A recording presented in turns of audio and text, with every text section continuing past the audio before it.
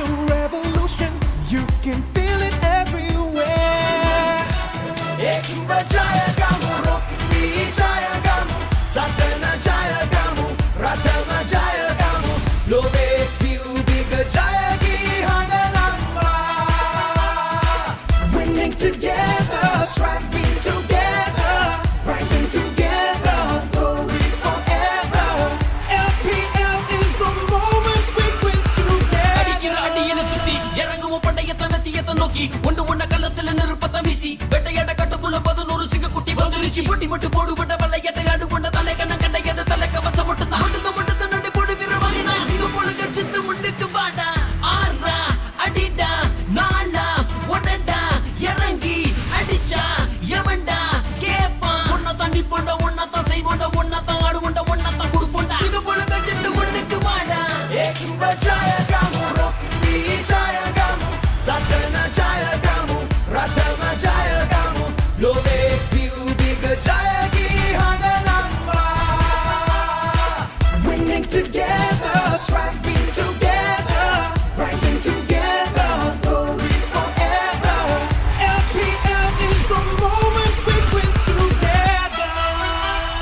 Yeah. Lanka Premier League 2020. Win together.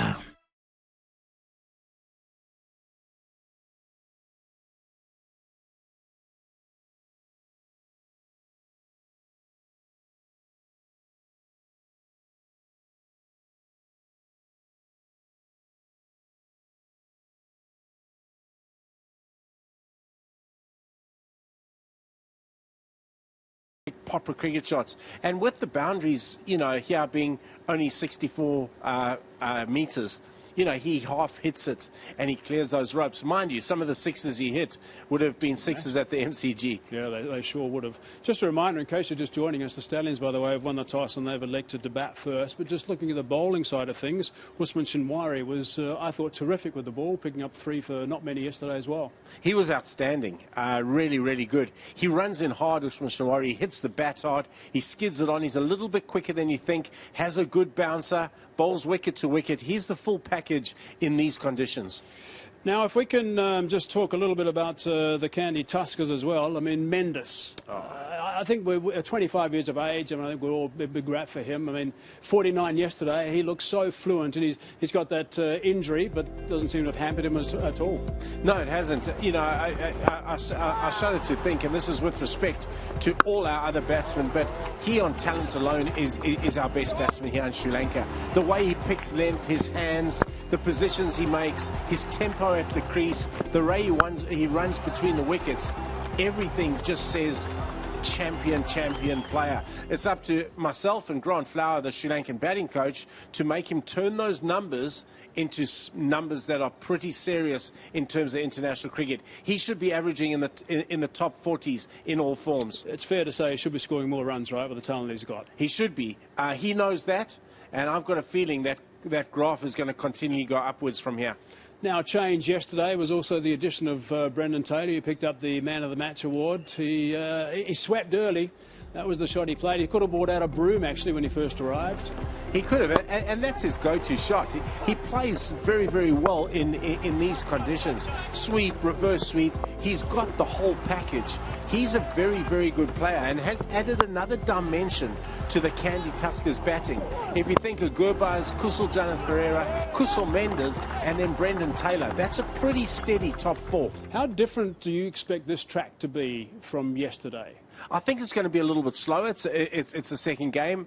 On the evidence of game 1, you would probably say that's true. I think the ball might just stick just a little bit more. I think it's going to be slightly lower scores than we've seen. One thing that was pleasing for the Tuskers also was to see after a couple of ordinary games, actually, the good fight back from the bowling unit. Yeah, I thought the bowling unit was great, and it's often understated. I thought Nuwan Pradeep at the death, his execution of his Yorkers were really good. Sometimes his figures don't give you a good all-round picture, but I thought his execution was very.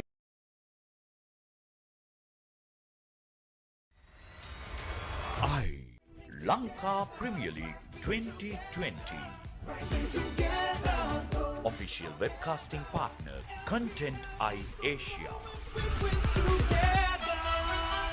More about Naveen Ul-Haq. Let's hear what he's got to say. A feisty character, Naveen Ul-Haq. Great game yesterday for the Kandy Tuskers. Yeah, it was a good game. We had been losing two close games. It was a must-win game for us to get the confidence back and get the first points on the table for Kandy. And aggression, that seems to be your way with the bowling and your body language. Does that really help you? Yeah, I think every fast bowler needs to have that aggression in themselves. That can help them in their bowling and in their focus. This is the main thing for me. Even aggression against other fast bowlers like we saw yesterday? Yeah, sometimes in the heat of the moment these things happen in the field. But then the senior player, Shahid Afridi, he put an arm around your shoulder. Anything you can tell us about the advice that came from him? Yeah, he basically said what was going through there. So I said it was from both sides, not only from my side. Then he was saying it can be on the field, but just take it off when the match is over. I said, yeah, it's cool with us. It was good to watch though, but what has been good to watch is how you've improved through the tournament. Can you tell us how you've been settling in? Well, yeah, since I came here, I didn't had much practice, these COVID things and this restriction thing. So the first two games I was assessing the pitch and the condition. Then I got an idea to where to bowl, what should be my strength and what should be my go-to deliveries. So basically on that, I have changed my plans through the tournament. Quick turnaround, back-to-back games. What can we expect from the Kandy Tuskers in the game coming up? Well, yeah, all the momentum is with us, and inshallah we will do our best and keep the momentum, and hopefully we can win some games back-to-back. Good luck. Thank you. Yeah, I think he made a real difference things yesterday, and it's nice it's comforting to have someone at the death that a captain can trust. Yeah, I think he hit the bat hard. He executed quite well. Him and Nuan Pradeep bowled particularly well in tandem at the back end. He did a hell of a job for them. So just touching on the aggression side of things, and I'm glad we got the explanation as well as to what was happening with he and Afridi as well. But your view as coach of Sri Lanka, I mean, what is your view about the aggression in the middle? Oh, look, I think it's all about body language, and I think it's about projecting a body language that we're not going to get trampled over. We're here to do our job, and we're going to do our job well. I don't like it when it starts getting to the verbals and starts getting into personal stuff. I don't think that's got any place on a cricket field. But certainly the aggression and the little bit of niggle, that's perfect. I enjoy seeing that because I think it just adds to the game and adds to the performance of the cricketers. Okay. All right, there you go. Thanks, Mickey. Thanks very much for your views. One thing that, of course, the Stallions are going to have to work on a little bit. They've had a couple of 90s so far in this tournament, so some of the other batsmen are going to have to get stuck in and assist the likes of Pereira and also Visca Fernando. Time for a break. When we come back, we've got live action.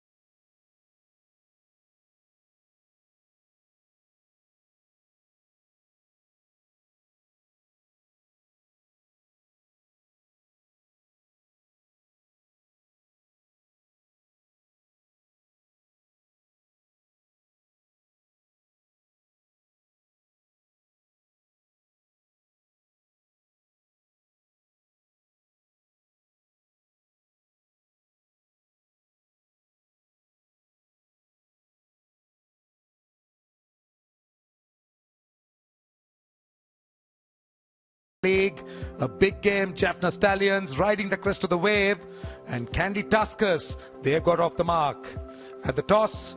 Jaffna Stallions winning the toss, and they just decided to bat first. They were pretty unanimous about it.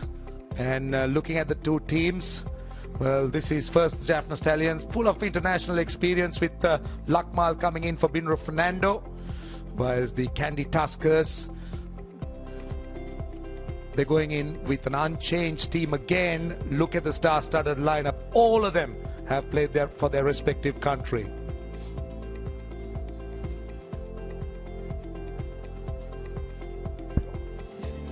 Well, the two umpires, Asanka Jayasuriya and Prageet Rambukwella,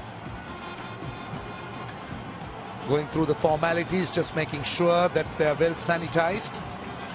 And off they come to the middle. Well, it's been a magnificent My 11 Circle Lanka Premier League so far. We've had some outstanding cricket, some brilliant batting, and also today we did see some quality spin bowling too. Right, I got two very, very important gentlemen seated next to me, Darren Ganga and Mickey Arthur. Good evening, gentlemen. Good evening to you, Roshan, and to everyone looking on. We had a very interesting first game. First of a double head of matches coming to you. And you mentioned the spinners dominating. Nambula Viking spinners picking up 7 wickets against Colombo Kings. And normally, so to speak, from what we've seen in previous matches, maybe this team as well taking a little bit of inspiration, the Jaffna Stallions, from what transpired there. Nambula Viking winning the toss, electing to bat first. And here again, Jaffna Stallions winning the toss, electing to bat first. Something we've rarely seen in this tournament. Batting teams going on to win matches. And also, well, we've given the stat that the team that won the toss didn't win. The first game was a tie, a super over, but I think the hoodoo was broken. Yeah, I think so. And I think in these conditions where the wicket just slows up just a little bit, spin coming more into the game, it's beneficial to have runs on the board because you can build the pressure. And we certainly saw that in the first game, where Nambula Viking used their spinners particularly well. I'm excited to see our Kandy Tuskers back up here, because I think they found their mojo yesterday. Yeah, the other thing is, if you look at the two sides, it tells you how balanced they are. They're able to cope with any condition. They got good seam, batting, plenty of spin bowling options from both sides. Man, yeah, it's going to be a very exciting contest. Jaffna Stallions, obviously, the stronger of the two teams coming into this, considering the way on the back of what they're coming in. They've won games. Pereira has been in outstanding form. On the other hand, Kandy Tuskers have been a bit unfortunate. And finally getting over the line. Vinod Bhanuka, fledgling career for this young player coming through from Kurunegala. And Munaf Patel, plenty of experience there.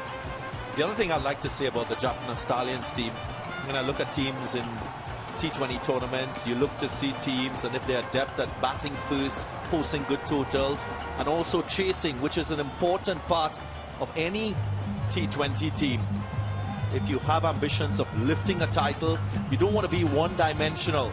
And when you look at the previous two matches played by the Jaffna Stallions, they chased in that first game, got to 176 and won against Gaul, and then they batted first and won as well. So versatility, character, experience, so crucial, essential ingredients in any T20 side.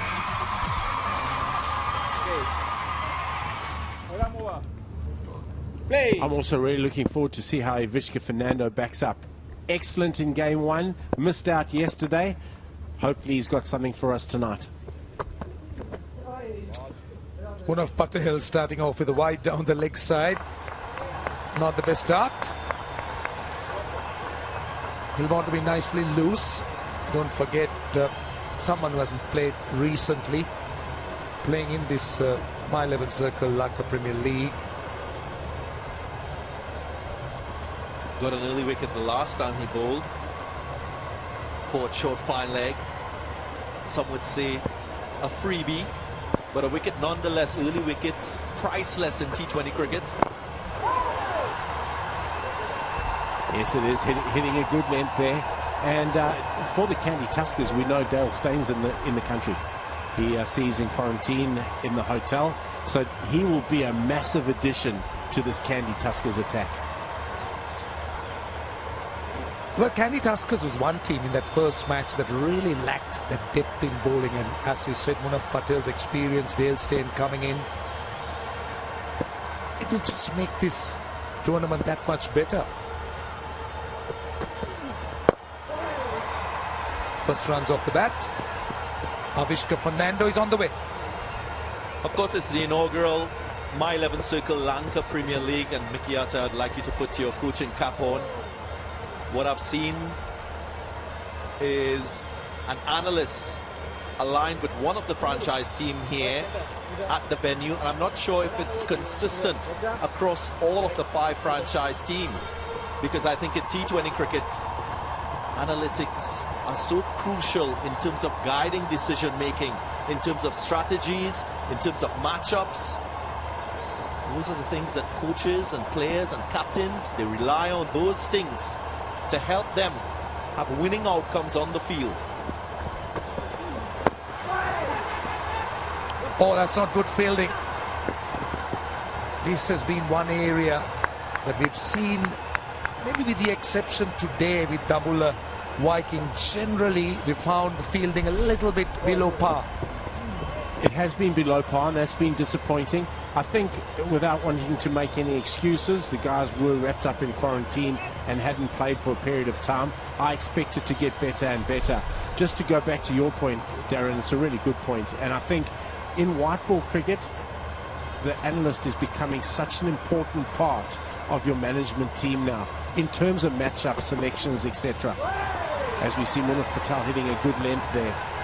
It's something that any team needs to have, because you might not want to be filtering all that information to your players, but in that information, if you find 1 or 2 little gold nuggets, then it couldn't be the difference in terms of your selection or your matchups in terms of getting you a positive result. We've just employed a guy in our brain center, Prad, who's top draw, and our analytics has gone to another level now. Goes again, goes past the outside edge. It's a good length that he's bowling, just back of a length, not really letting the left-hander move forward, and he's also getting that movement away from the left-hander. And just for those of you who might not be familiar with cricket analytics and what we're talking about, obviously there's a large amount of data from previous matches that is filtered in a certain way that provides a lot of information for coaches, for captains. You can tell which bowlers have dominated which batsmen and vice versa. It's a good start for Munaf Patel, just 4 runs off the over.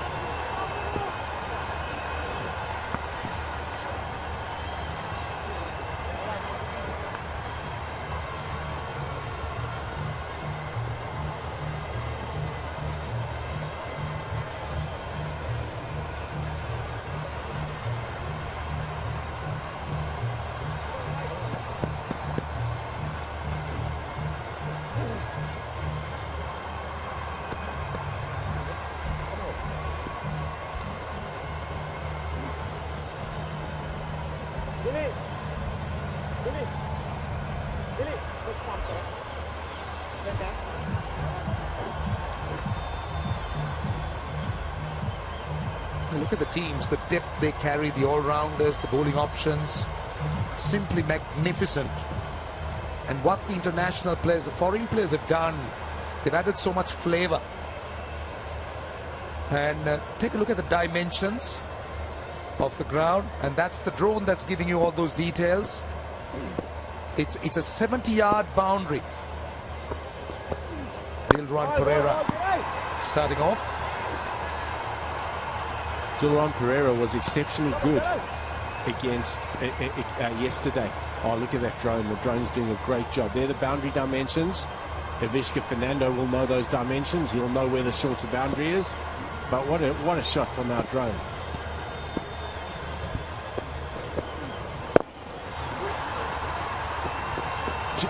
Just in terms of analytics, they would know that Evishka just likes the ball coming on early, so they would know his strike rates against spin versus strike rates against pace. Hence, Duran Pereira coming on and bowling the first over to Evishka, and that for the people out there is what you call a matchup. It's magnificent, isn't it? I mean, they'll know the type of bowlers that Avishka would get out to, or wouldn't score runs, or would bowl dot balls. Simply magnificent. That is just marvelous for planning, for coaches, for players to develop. And again, Roshan, it's a guide. Doesn't necessarily mean what happened in the past will happen today. And captains, they use it as a guide, because many times as a captain in T20 cricket, you've got to go with your gut instinct. You may have plans, but you see conditions that are different. You've got to apply different approaches. It's always the case, isn't it? You get historical data in anything you do. You look at the past, you look at history, and then you decide, then you map your strategy. And as you say, yeah, it's just a guide and you just use it. Down the track. It's dangerous to do that. Milinda Sirivardhana found that out yesterday. But it is a boundary. It's a My 11 circle champion shot from the left-hander. Very good shot that from Manu Banuka. Down the wicket, hit it with the spin, weight through the ball, hands through the ball. Very well executed. And you talk about matchups again, they would be thinking as a partnership. We want Manu Banuka facing Duran Pereira, because with the ball just slightly deviating away, it'll be easier for him to free up his major scoring area, which is over extra cover. Playing to his strengths, while sometimes your strength could become your weakness. We saw Duran Pereira do that in the last match. Invite and entice the boundary and the use of the feet, and then pulled it back a bit and imparted a little more turn on the ball.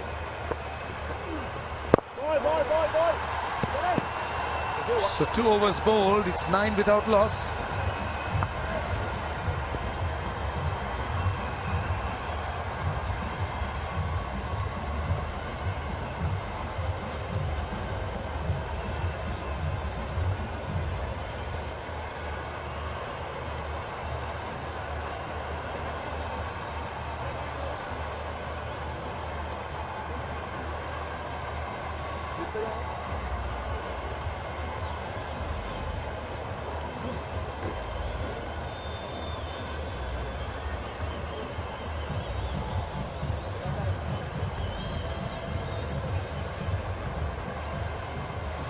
Punav Patel continues. The strategy of the Tuskers were to try and bowl him through.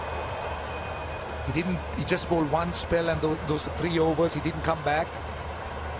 So just making sure that you get the best out of him in that power play using his experience. And then it was up to the spinners to try and strangle. So short fine leg, short third man. It's mid-wicket and backward square leg. Those are the 2 fielders that are outside the 30-yard circle.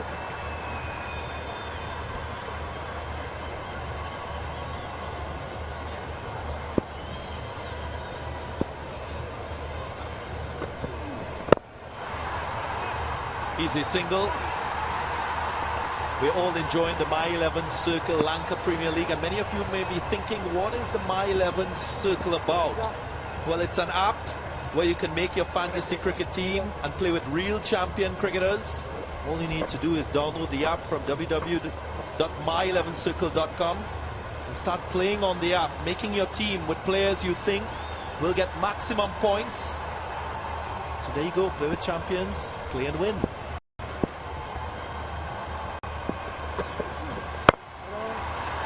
He's been on the money. Punav Patel. Mickey Roshan, we've been talking about the impact of spinners in the earlier game. That is something that will be uppermost in the minds of both captains. How to integrate the spinners with the incentive of fast bowlers using a new ball, extracting whatever lateral movement there is on offer. We saw a little bit of swing in that first game as well because of the overcast conditions. Yeah, and I think just going back to that point, Darren, it's on the wickets when the first couple of days were incredibly flat. The only weapon that the bowler had was his change of pace. Oh, there we see that fantastic trophy. Wonder who's going to be holding that on the 16th. But that was the only weapon that the bowler had. Now we're seeing a little bit of spin, a little bit of tackiness coming into the pitch. I think they're making for better games.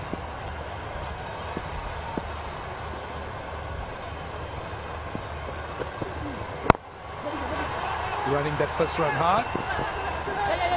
So a couple just squeezing it into the cap at mid-wicket. Well, if you missed the action in the first game, 7 wickets going to Dambulla Vikings, 2 to Samit Patel. He was quite good with the new ball, bowled in the power play overs. 2 wickets to Pushpa Kumara. 2 wickets to Taranga as well, and a wicket to Colombege.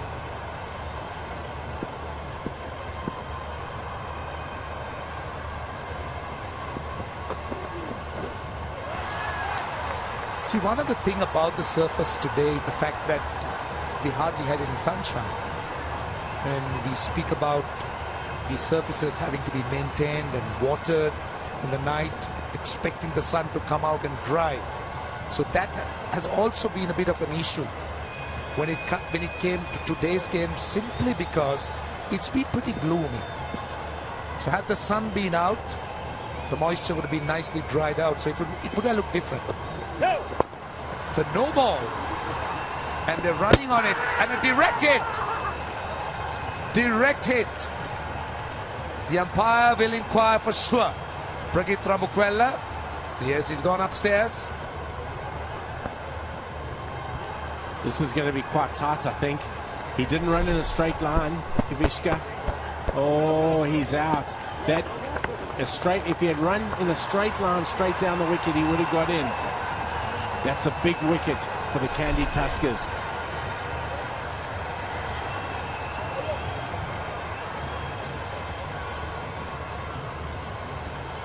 There he is, big screen out. Massive wicket. Ivishka Fernando, a fantastic player, one of the stars of this Jaffna Stallions outfit, run out off a no ball. Out for 3 or 5 balls, 13 for 1.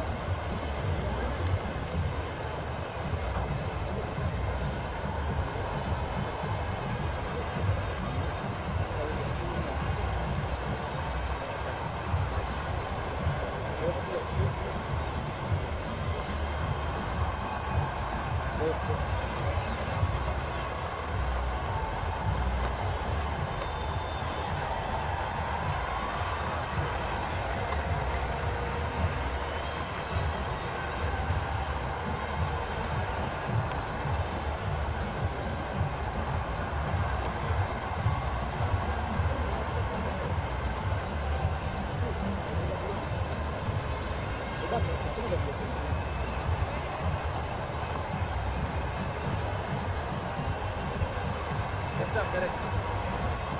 13 for 1. Dhananjay De Silva is the new batsman. Jaffna Stallions losing the vital wicket of Avishka Fernando. Outstanding fielding by Sikuge Prasanna. But Dhananjay De Silva is going to get a free hit off the first ball. Couldn't have asked for a better start. Swing and a miss. Doesn't matter. It's a free hit.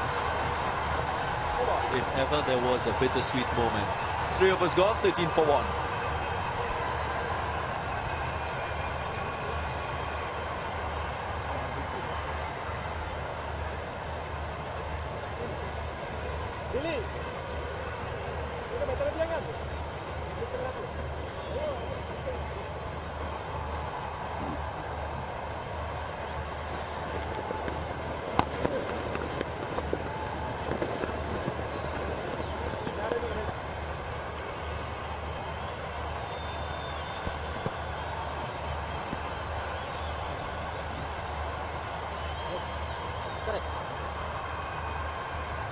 It's pace and spin for the Kandy Tuskers. Pereira continuing. This is a really good field for Munir Banuka. Extra cover has gone deep out onto the boundary, and the other man is out at deep mid-wicket, almost forcing Munir Banuka to sweep, which is his less favourable shot. Very well thought out here by the captain. And by virtue of this field, they're pushing him to think differently. This was a wicket. Prasanna with the direct hit at the right time, coming up trumps. It's so important in T20 cricket to ensure that your all cricket is spot on.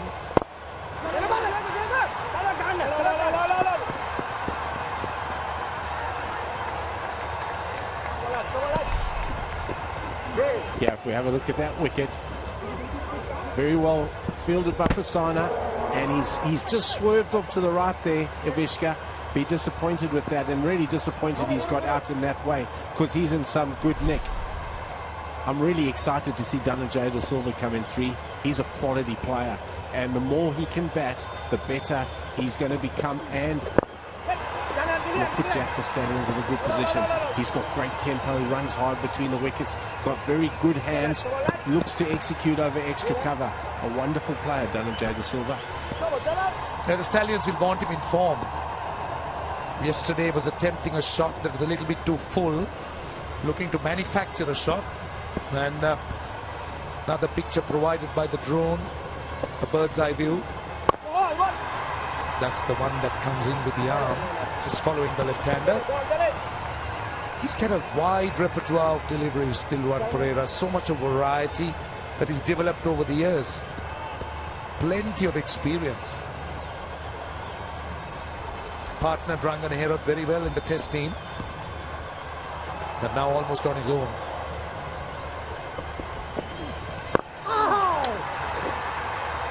Just a bit off the outside edge. It's 16 for 1.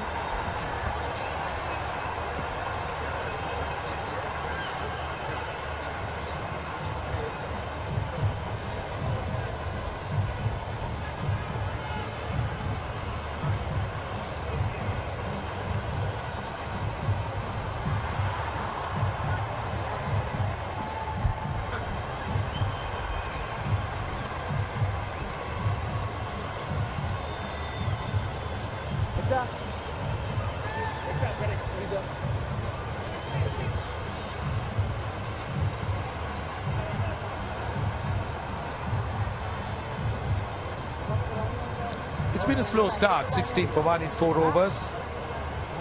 Quite contrasting to what we saw earlier on. But then, this is how the surface is. It hasn't been lending itself too much for run making. Oh my goodness. That very nearly took the leg bail. Munaf Patel has done a very good job for his team, opening the bowling. His seam position, even when he played international cricket for India, was a highlight. Played against him a couple times in test match cricket. Always seemed to find that seam, so you'll always expect a bit of lateral movement. Pace off the ball as well, we saw. On a 4th match pitch is a challenge. And the thing is that he keeps finding that seam all the time. And tournaments like this can only be a success if you have sponsors. And Red Bull has been quite kind to come over. And besides sponsoring, it also gives you wings.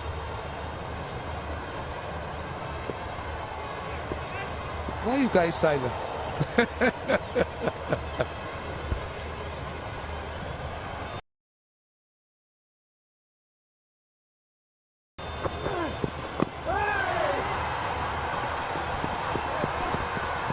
Well tucked off his legs by Dhananjay De Silva.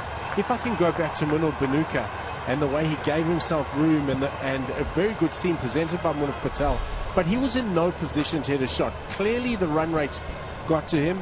He's looking to play a big shot. 18 for 1 in 4.3 overs. He's looking for a boundary. His best chance of hitting a boundary is standing still and playing good cricket shots, because when he starts moving around the crease, his head moves and he doesn't get any position to hit a boundary. Bit of innovation there. It's gone all the way. I think the umpire will need to confirm it. Vinod Bhanuka needed that. He just needed to release the pressure. Had to premeditate. I'm surprised with the lack of pace we've seen from Munaf Patel. This has gone so far.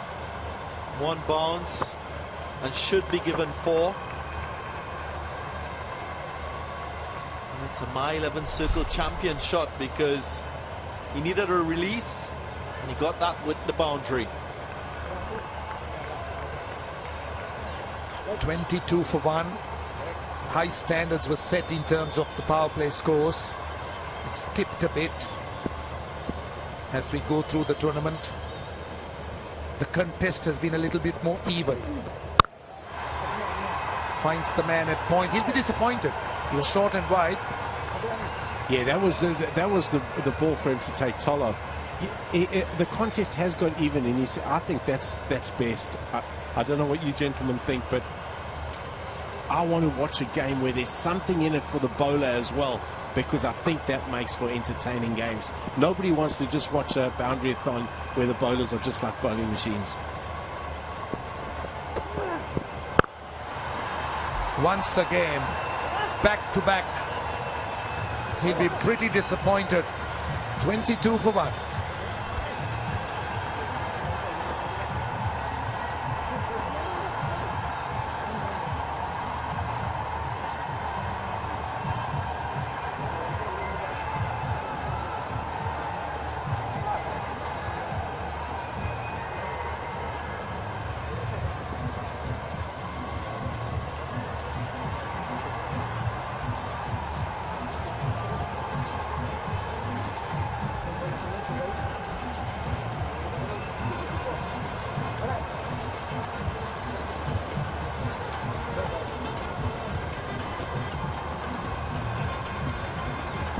Look at the broadcast partners that we have watching the Lanka Premier League. All the broadcasts on the left and the regions on the right. And also we have a whole host of digital partners as well. So great to have you all on board. I'm sure that you and your subscribers, viewers, are thoroughly enjoying the Lanka Premier League.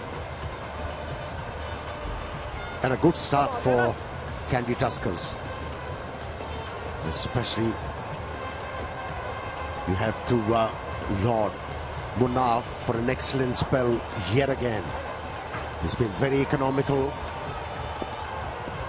Came very close a couple of times to pick up a wicket. Wasn't to be. This will be a fascinating little spell. Gunaratne. Oh, it's outside the line of off stump, I think. Certainly a bit of excitement, that's for sure, but I'm certain it was outside the line of off. Very clumsy start from the Jaffna Stallions, just like yesterday. Was on the full. Yes, there's no fielder behind square. Kusal Pereira's indicating that it is outside the line of off stump. The wicket that was lost as well, not running in straight lines. Opportunities have been there. They made it look like they're batting on a minefield. Well, that was a good delivery, the last one. It actually tipped on the batsman.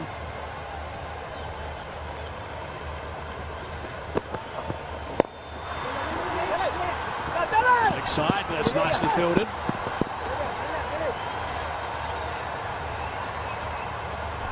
Pereira.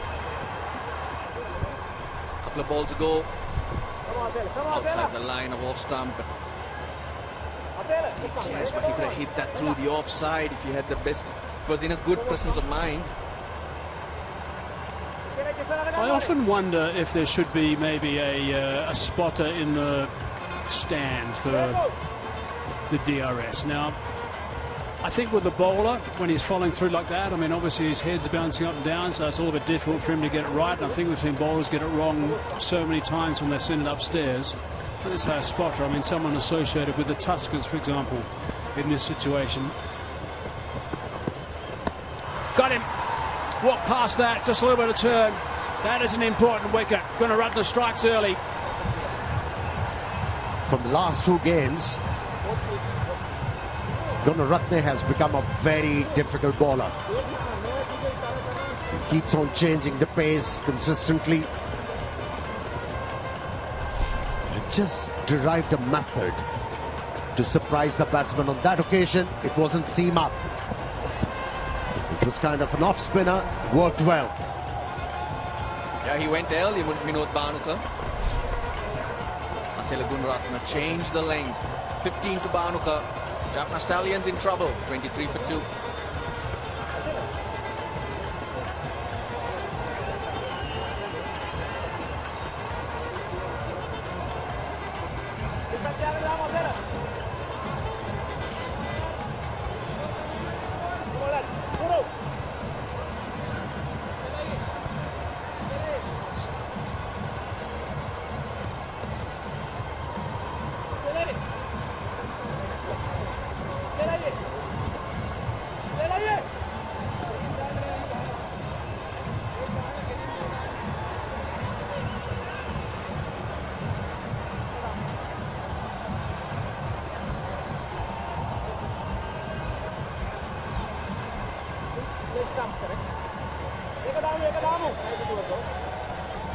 Tom Moores now.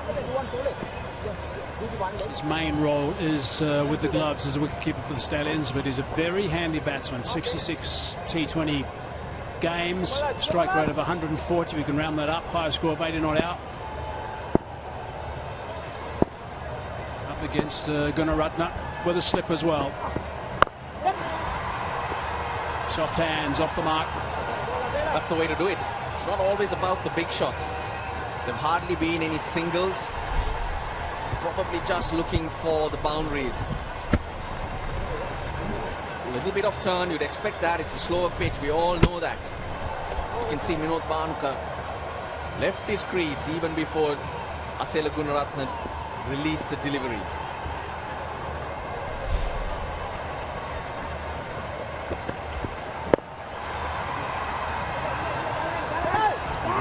Heard the call of 2. One still wanted to, one didn't. Moore sent him back. Moores is a risky player, and on a pitch like this, he can become very effective. But at the moment, Gunaratne has been very effective. Economical at the same time, looking very threatening. Last ball of the power play.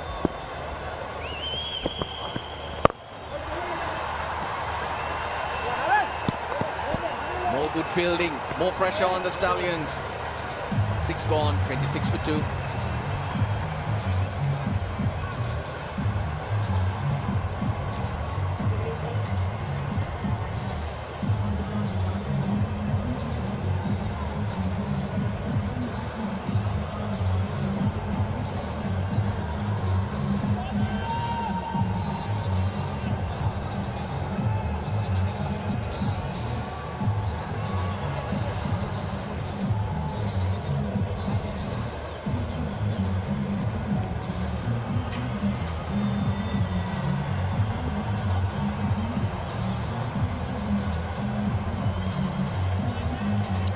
Malik is due to come in next. 26 for 2 it is at the moment after 6 overs. So that's the power play done. It's not a good power play for the Stallions after they won the toss and elected to bat first.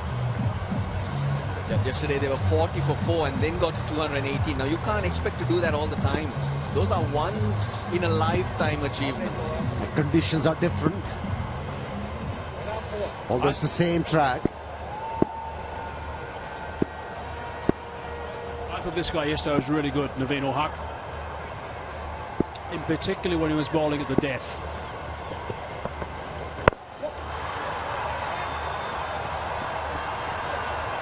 Just want to finish my story.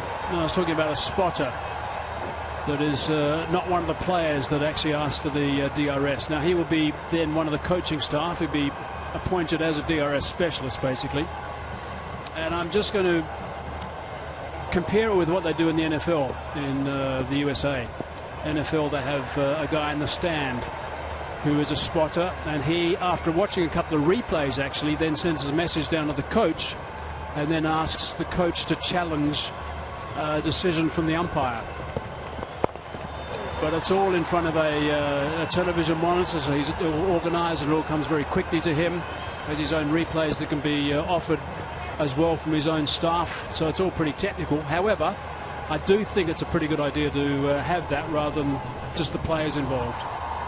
Agree with you, Hazy. You've become a bit of a job creator, aren't you? You just created a new job in cricket. Well done, mate. But in cricket, that's not allowed.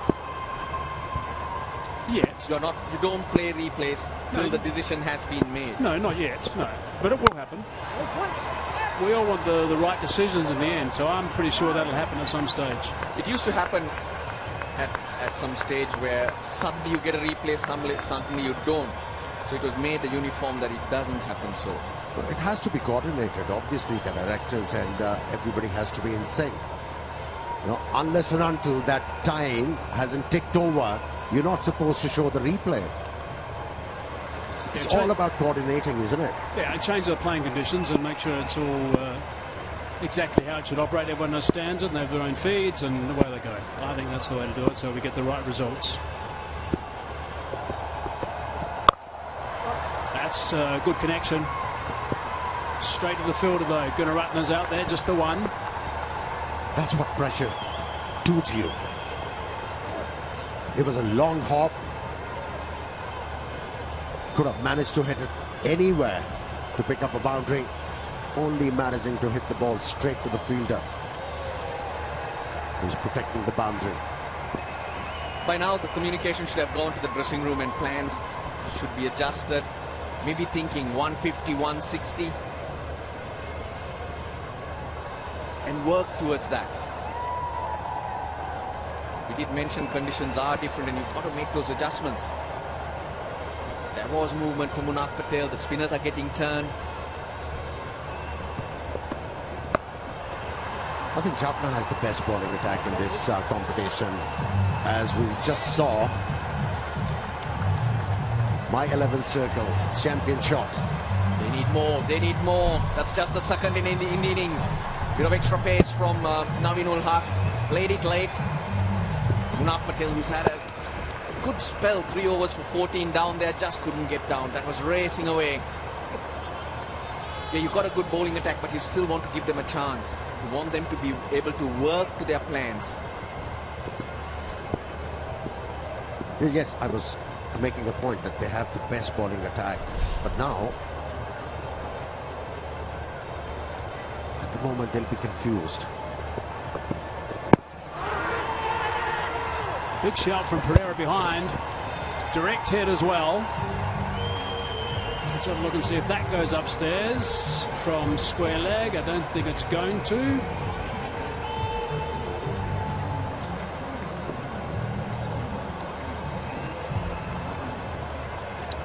.34 for 2.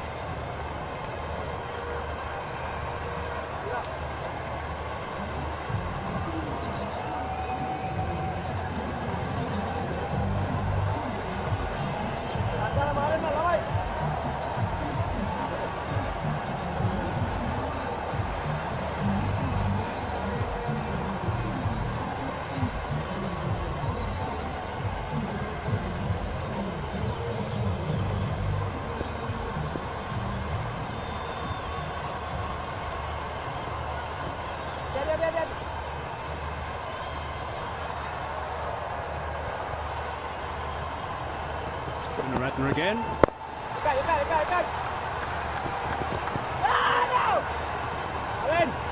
But they didn't consider, coming back to the point, Jaffna Stallions, they didn't consider whether there is going to be D or not. They have all the confidence in the world in their bowling lineup.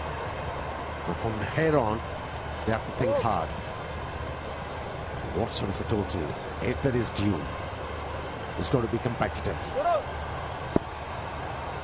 But the thought is that there will be something in the pitch for them to go with, to use. Bowled him. That is terrific. He's picked up his second wicket now. So he is right in this game. Got his teeth in it. Wicket in his first over. Now got a wicket in his second. No wonder they're smiling out there, the Tuskers. Well, at the moment, everything is going in Gunaratne's way. He's exploiting the conditions very well. The first wicket he got was with the off spinner, and this one, seam up. But it's all variations. They're mixing it up so nicely. The batsman just not able to pick up which way to go, not able to line up the bowlers. Oh, that's fine, that's fine.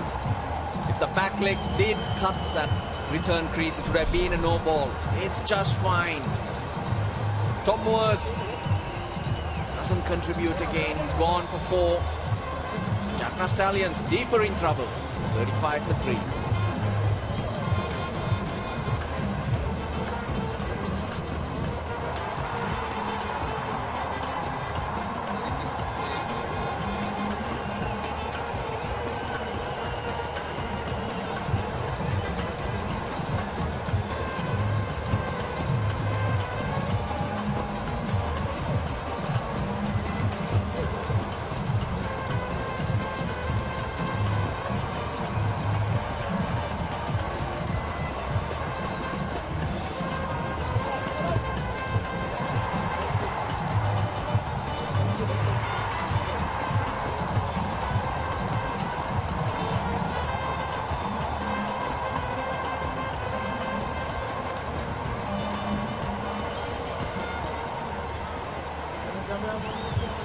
Two balls into the 7th over.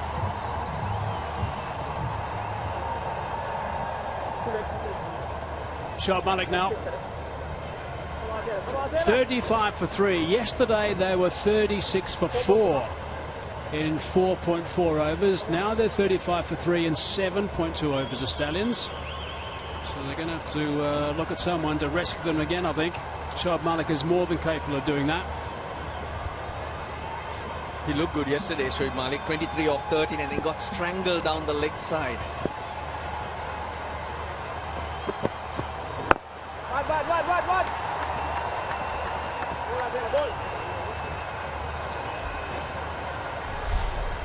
Yorked himself. Great variations, change of length, change of line. He's got the seam up, as you mentioned, Amir. Runs the fingers over, very difficult to pick up. There's a little bit in it for the of the pitch. Really using it well.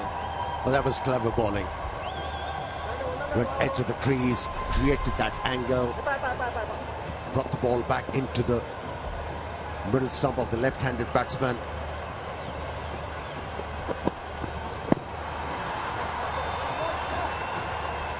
And more dots. That's what's creating the biggest issue. The pressure builds. Exactly right. That is their problem. They can't do anything rash at all because the wicket's going down. But at the same time, they've got to look to try and score some runs. Run rate at the moment is 4.7. That's all it is. Just the 3-4s in the innings as well. Oh, outside edge on the bounce. More energy, lot more energy from the Tuskers. That's why they're playing a lot better. From the first 2 games, the fielding has really picked up too. Imang Badani, leader of the team along with the coach, Dilina Kandambi. Bit to think about, it's happened again for the second time in 2 days. Top order collapse. It was the skipper who rescued the side yesterday. Experience of Shoaib Malik is something that should come to the fore in this situation. 38 for 3.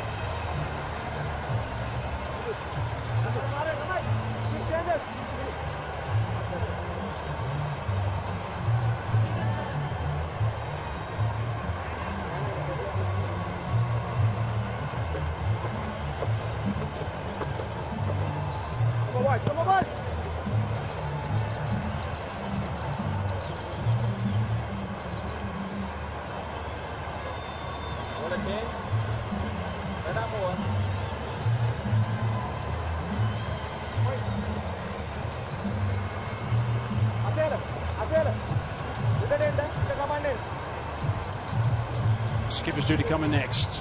Tesoro Pereira, Kasaranga after that. He's batted pretty well so far in this tournament as well, but it's Pereira and Malik who are the guys in the middle that they're going to need to rely on here, the Stallions.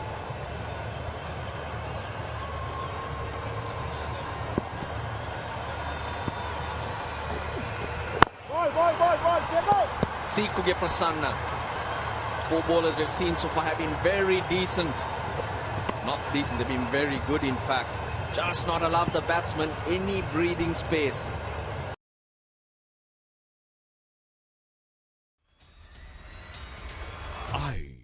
Lanka Premier League 2020.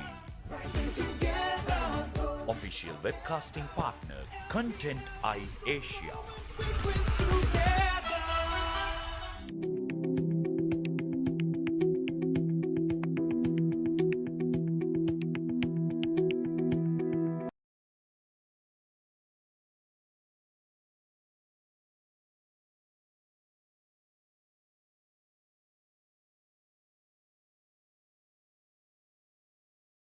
My 11 circle out previously, and they've been making their team and been playing with the champions. They would have been having fun today with these teams, these performances, and these surprises. Be the strategic timeout after this over. It's a time that the Jaffna Stallions can look at what they want to do. Someone's got to take a chance. Malik goes down the ground, doesn't connect. But he's trying, he'll try. That's pressure for you. It's ramping up with every dot delivery.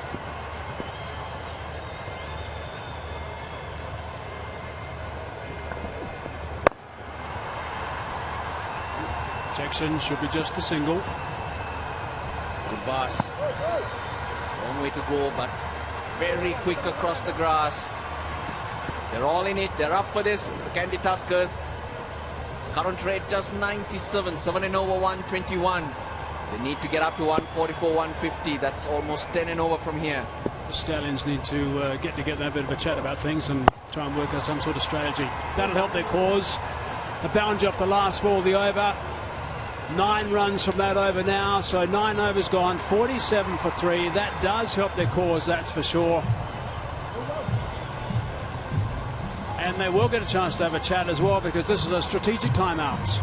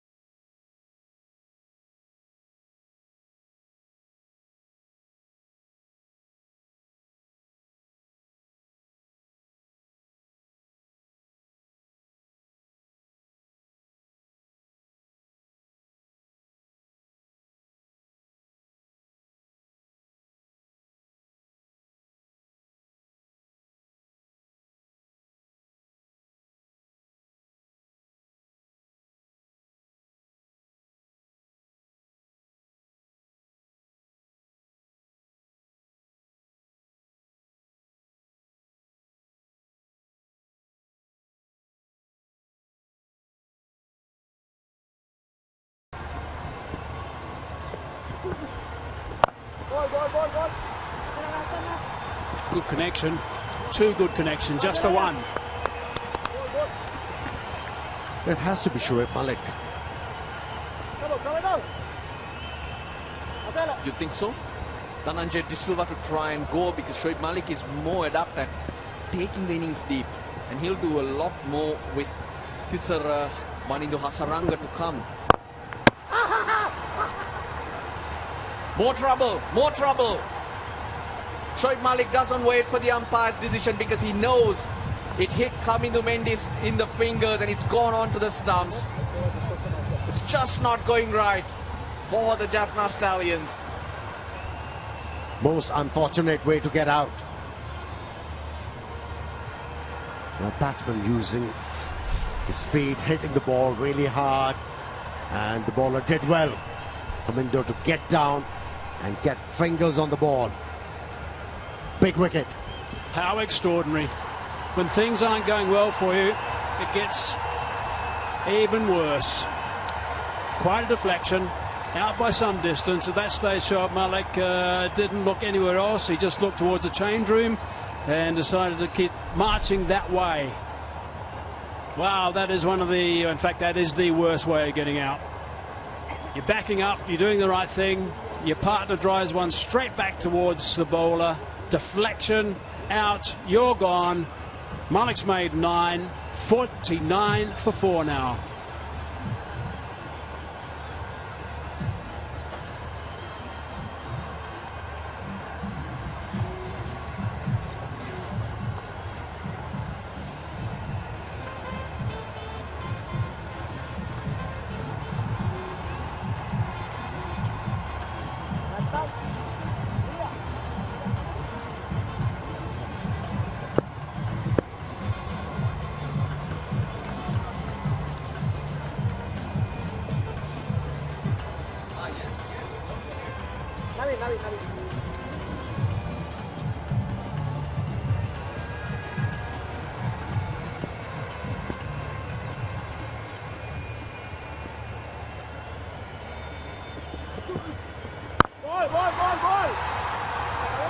So whatever the Stallions are thinking about 3 minutes ago has now gone totally out the window.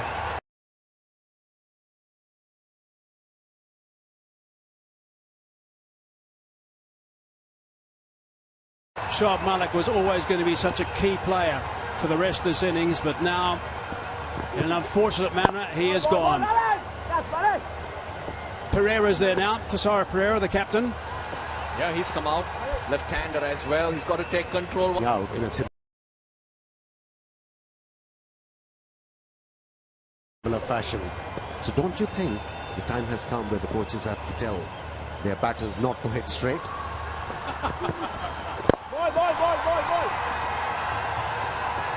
Down the ground, just the single. Big trouble here for the Stallions. They've only got 50 on the board. They're halfway through the innings. They've also lost 4 wickets.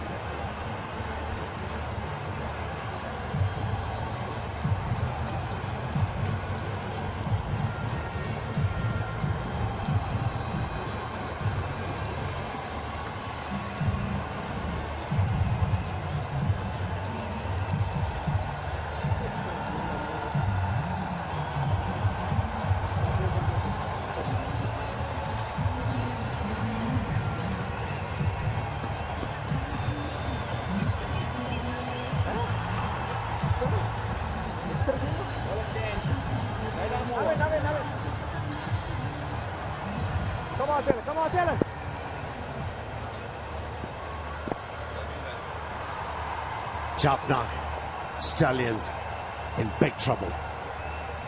They're deep in the woods now. With 5 wickets down, requires something special. Again, that's the problem. It's just not look good at all. The effort looking to play shots, timing's not right, just not been able to get the ball off the square. 97 yesterday. Tisar Pereira was brilliant.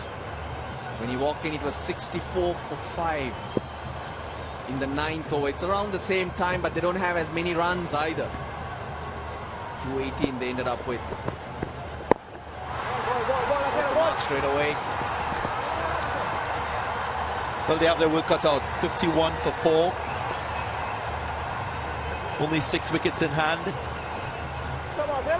Monchikome, sponsors of the tournament, a flavoured rice cracker to enrich your snacking moments. We've been snacking a lot. Russell Arnold, #1 biscuit brand. TP up here. Still finds the fielder. TP meaning Jaron, time pass up here. But TP in the middle, very, very important for the Stallions. That's the wicket of Shoaib Malik. It's often advisable when you're backing up to ensure that you're in close touch and distance of the crease. Shoaib Malik was way down the track, didn't have a chance. Yeah, there has to be a point of return for the batsman. Well, that's good running. Attacking the fielder.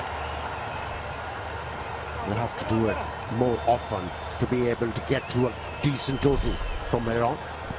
Tisara Pereira was very good in his last innings. 97 from 44. 7 sixes, 8 fours. Can he reproduce that type of innings today? I'm interested in seeing where he scored most of his runs. He was quite good through the offside.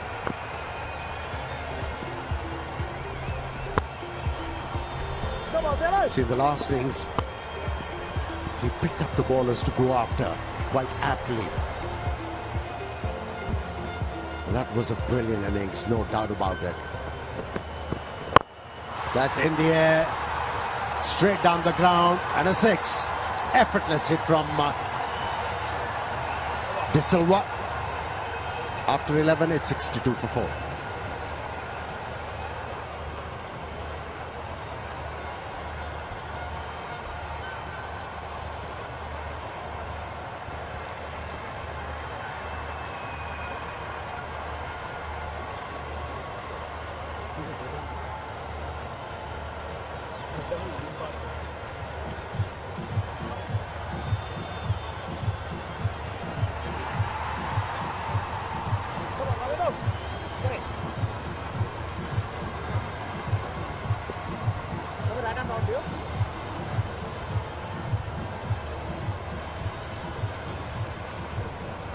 Cycle Incense Agarbati Fair Play Award. Double of Viking, Dasun Shanake at the top, 265 points. Gold Gladiators in second place. Still a long way to go for teams. How about that? It's Kamindu Mendes who's still bowling, but he's bowling with his right arm. So he's trying to bowl off spin to try and take the ball away from Tisara Pereira. When Shoaib Malik and Dhananjay De Silva were together in the previous over, he was bowling with his left arm. Not quite sure that's the right approach. If you look at that last innings when he scored 97, over 50% of the runs through the offside. Maybe straighter lines, encourage him to hit through the onside. But different pitch, more grip, it's slower. But the pressure is on now. Tisara Pereira, and knowing what he can do, you can see he's bowling a lot quicker to Tisara Pereira.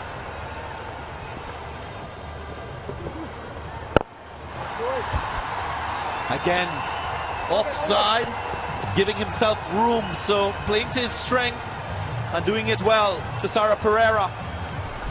Russell pointed out he's bowling too quick. And that was an advantage of the left-handed batsman. Flat batted it and got the first 6 going. He's got to keep going, these two. Both finding their range. 6 to end the last over. Now a bit of momentum.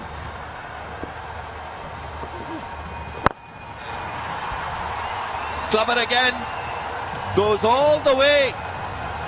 Are we seeing a repeat of his batting in the last game? He's not afraid of chancing his arms once again. It's just phenomenal. From that line to be able to hit the ball and get the elevation. Stroke and a half. He said that yesterday too. I was just playing my game. I was not worried about whether wickets were falling, what was happening. And if he can stay in that same zone, it will be good for him as well as the Jaffna Stallions. Come on, Russ, tell me, where would you bowl to Tisara Pereira, to get him out or to contain him? I'll bowl a lot slower, but wide of off stump, make him fetch.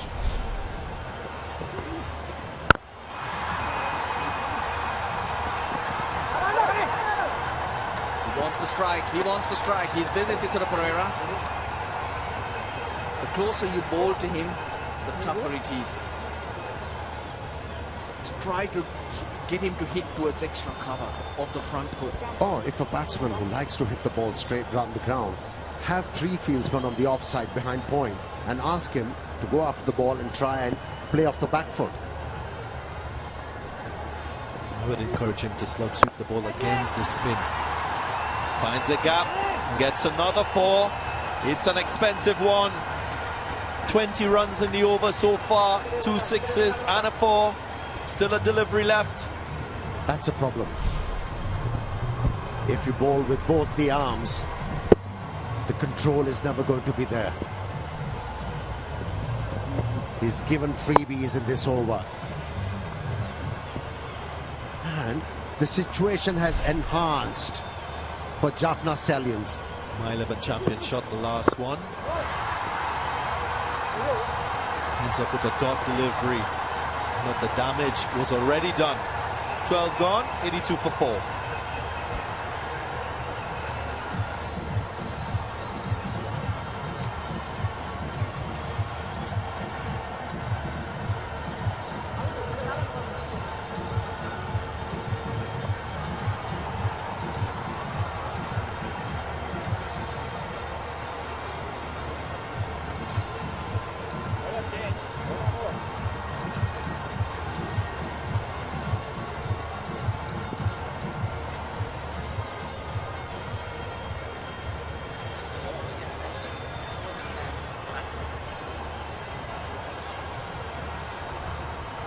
Partnership 33, I beg your pardon, from 16 deliveries.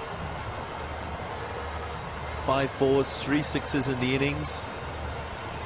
Nuwan Pradeep, very experienced for Sri Lanka.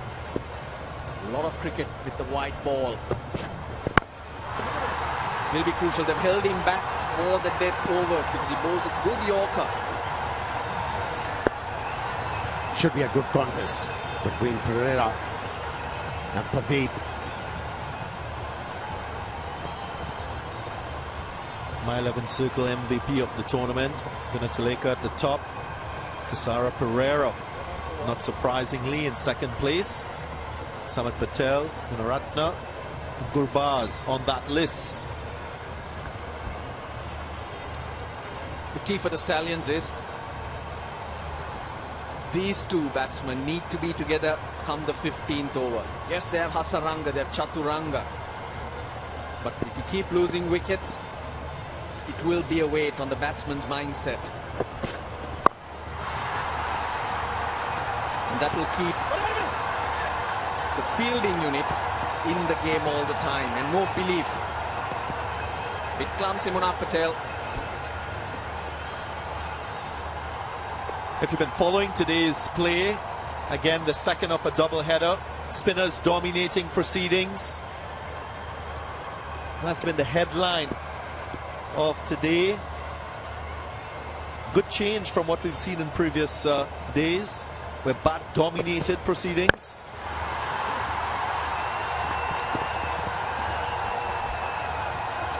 Yeah, you'd like that. Different skills to be tested. Can you adjust? What have you got?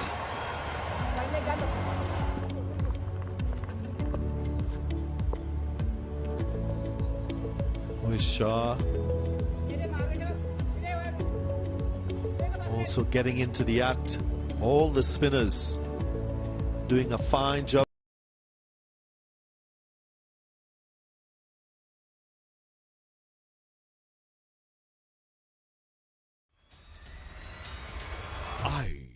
Lanka Premier League.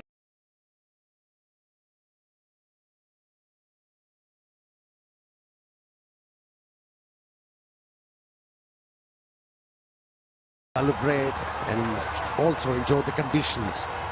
Very good from Dhananjay De Silva. Tisara Pereira too, running between the wickets.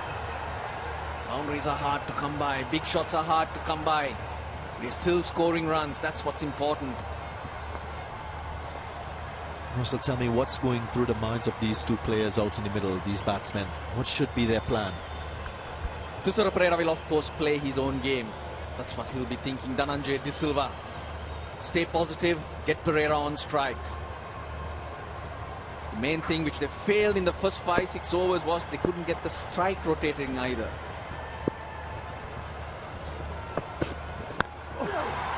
Edged. And it's 4. Let me tell you, they'll be thinking how to get to 150. How to get to 150 at least. Anything above that is going to be a bonus. And that's why these two batsmen, they are coordinating after every delivery. 43 balls, 58 runs away. My 11 circle, champion shot. It's a champion player. He deserves every luck. He's in that mood. He's being that positive, the Jaffna Stallions captain. Seen exactly what the old adage is. This game is built on 80% psychology, confidence high to Tisara Pereira. Following up his great knock in the last match, and again playing with the freedom and flair. 13 overs gone, 93 for 4.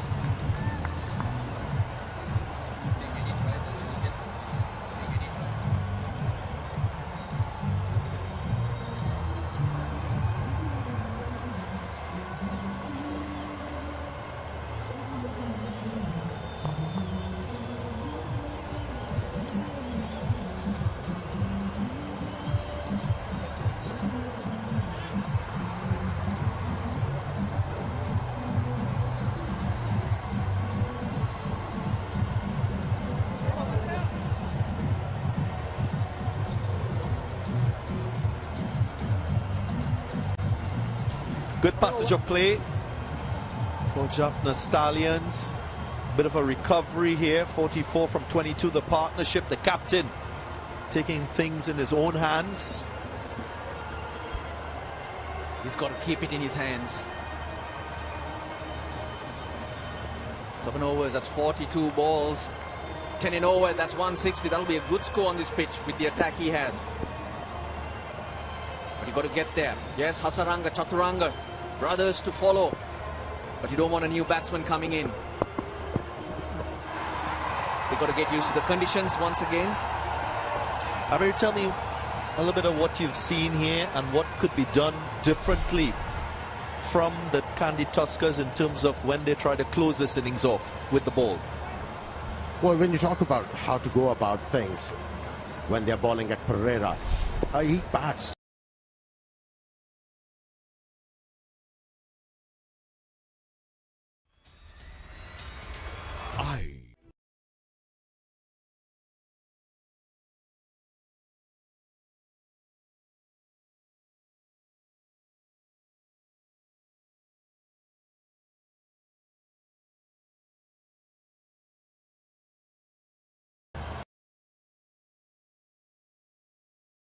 We'll have fun.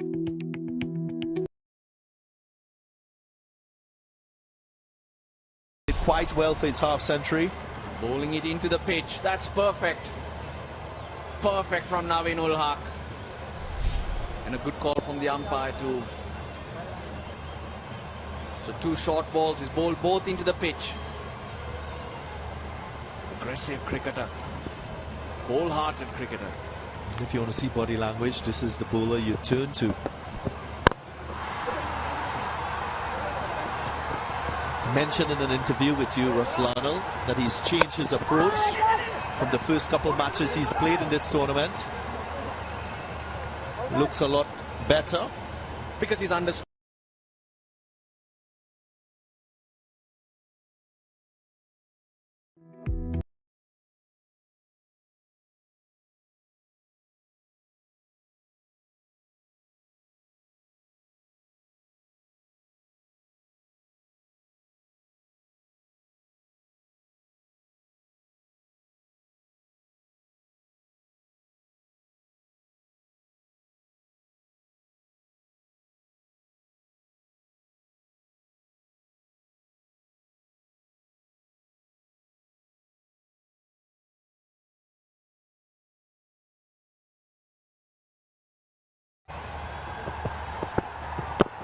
All full and wide.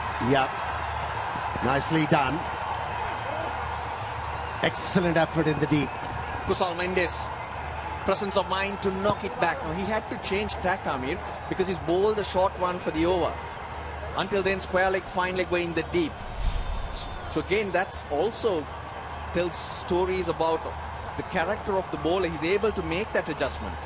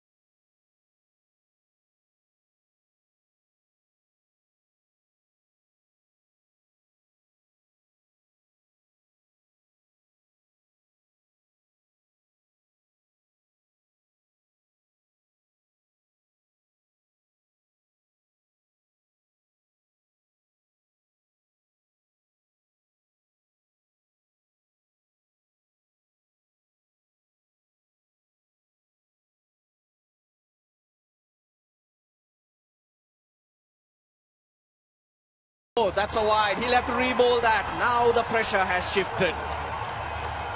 It's the nature of this format of the game. Naveen Haq will have to take personal responsibility for overstepping. But again, there are many things going right. You expect good deliveries. You expect a bowler to probably miss his length, miss his delivery. 3 overs back. It seemed like it'll be very difficult for Jaffna Stallions to get to 150. Now, they have created an opportunity for themselves to go beyond 170. Nicely hit into the gap, and that's what my 11th circle champion shot was. Oh, the skipper's call showing how it's done. Just play your own game. Don't worry about what's happening out there. Back yourself. Know your strength. Strong he is. TP.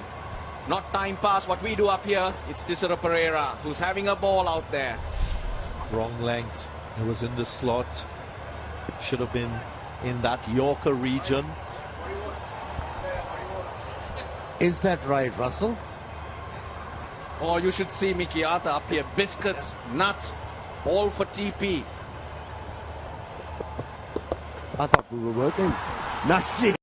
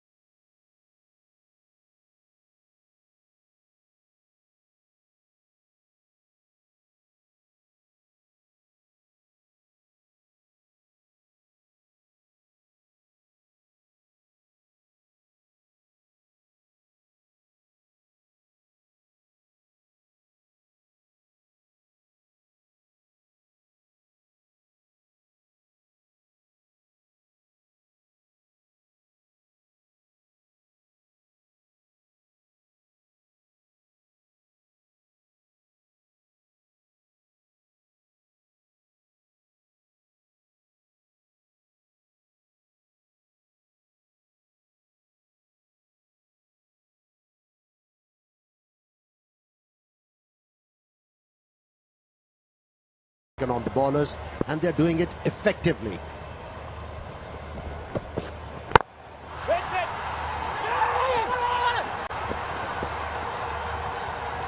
Coming to Mendes, they made the decision that they're going.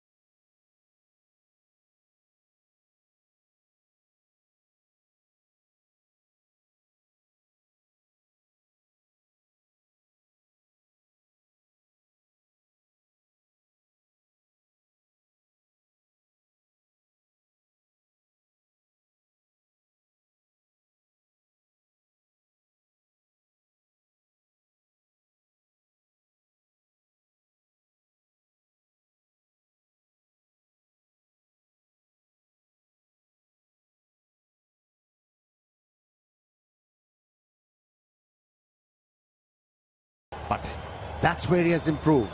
Whenever he hits the ball, it's in the gap. Playing a miss. Thought he was going to get his 50.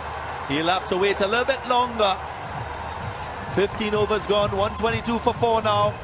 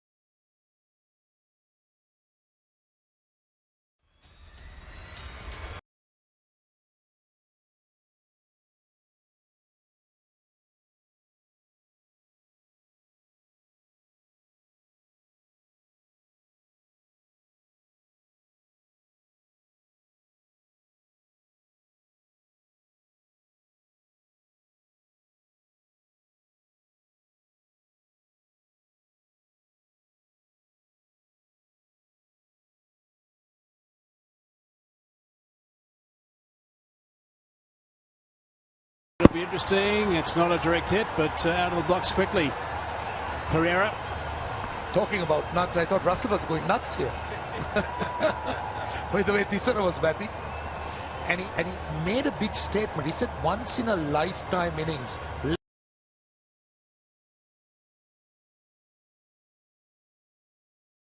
Let's see whether that once in a lifetime would be repeated. Well, he's lying down at the back of the commentary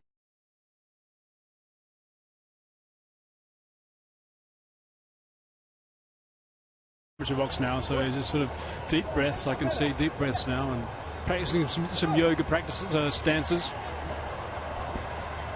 123 for 4. Yep, Eddie, you're talking about 10 plus.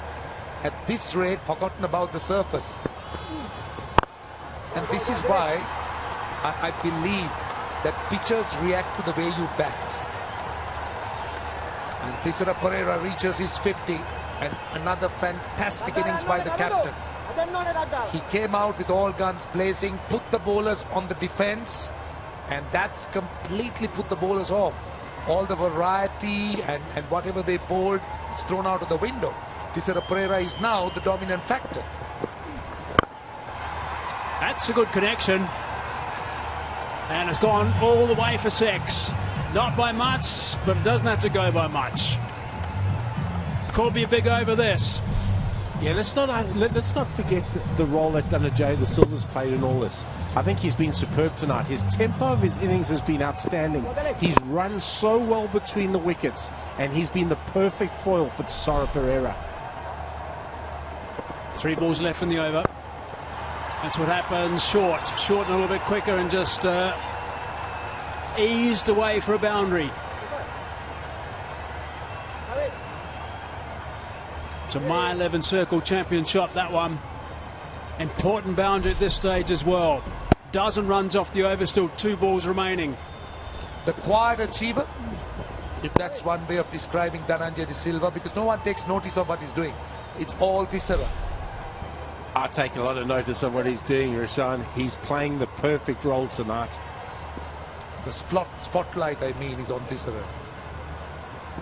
Dhananjay is all on his own, just doing it in his own way, but Thisara, on the other hand, just going blasting. That's a great shot. Beautifully controlled for 50. Skipper's down there pretty smartly, so 2 guys now on 50 for the Stallions. Very good partnership. 89 as well.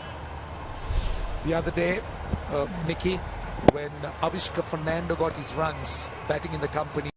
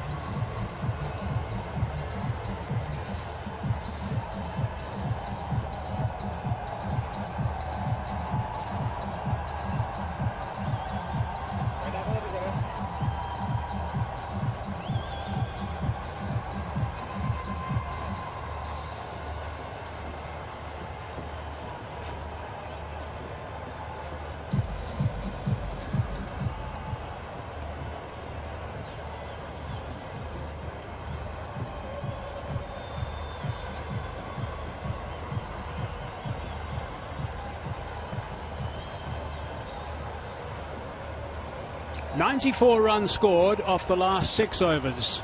That's how well these 2 guys have played. Standers now 95 off 42 deliveries only, and we've got 4 overs to go. It was a very different story not so long ago for the Tuskers. Pradeep. It's a beautiful shot. Oh, and it's down. Picked out the fielder. Pereira thought he's in real trouble. well, I don't want to call it a disaster, because it's not a disaster. Disaster is something else. But this is a big miss. Last 5 overs, and the Jaffna Stallions would want their skipper to be there. And he's still there, because it was pretty ordinary. Nuwan Pradeep's face and his reaction tells the story. Garbaz has got to take those catches. He's got lots of tape on those fingers of his. The ball might be getting a little bit slippery as well, which is going to make it a little bit more difficult for the Stallions when they bowl a little bit later. But that catch could well be costly. You don't want a couple of extra overs from Tuskers Pereira with the willow in his hand. The Tuskers haven't found a method to separate these two, and they had the opportunity. Somehow just let it slip.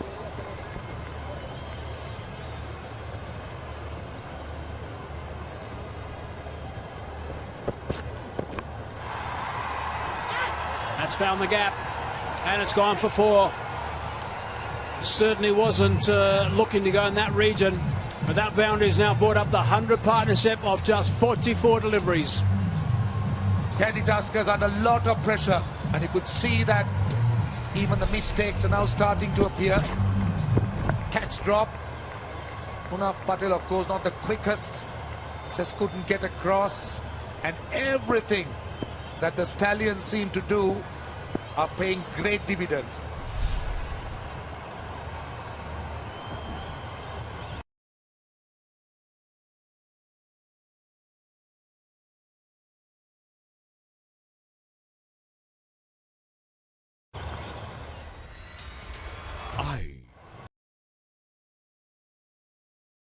Ball by Pradeep. Dugouts. Just the single brings Pereira back on strike. What he wants to do.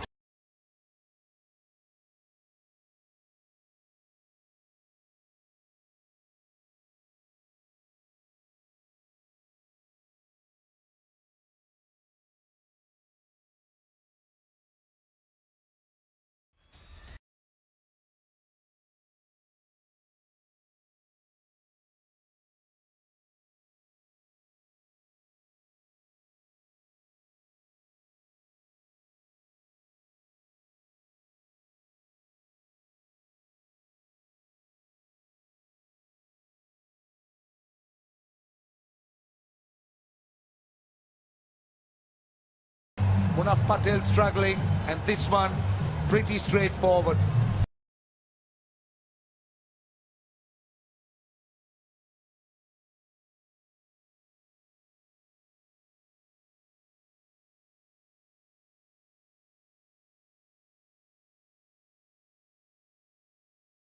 They all know it.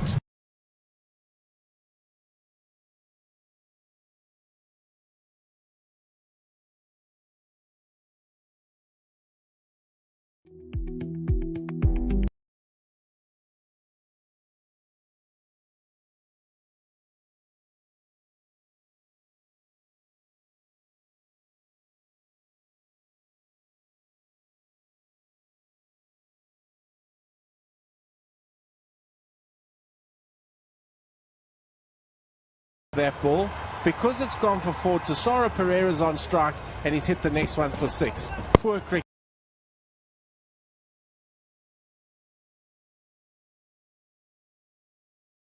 Trying to go a little bit earlier. I think Pereira should be out. Should have been caught. He's not, though. He's still there. 16 runs from the over. Garbaz was the man that put him down.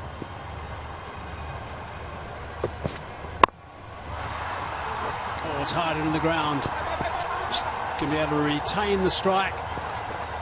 And that rounds off a very big over. An unfortunate over for Pradeep.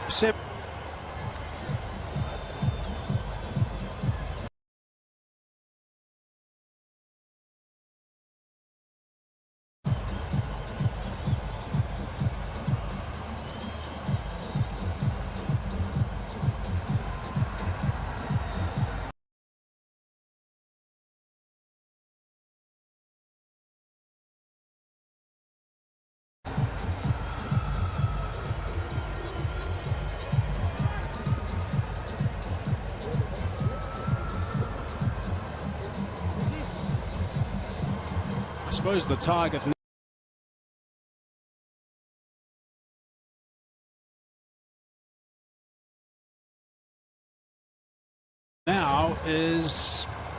they get to the 190 mark? 3 overs remaining. Can they even have another very big over and get to 200?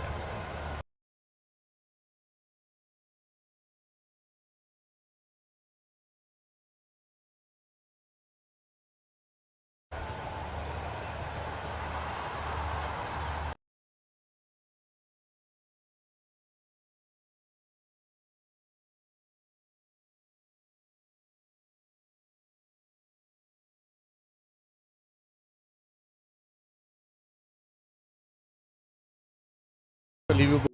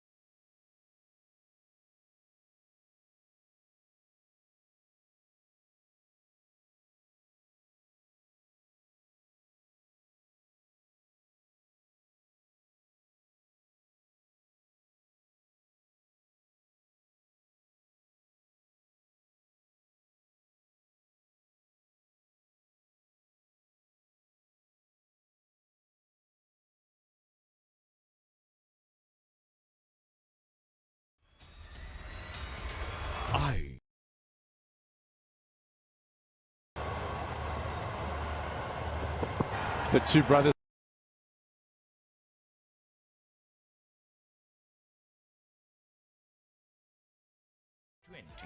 Rising together.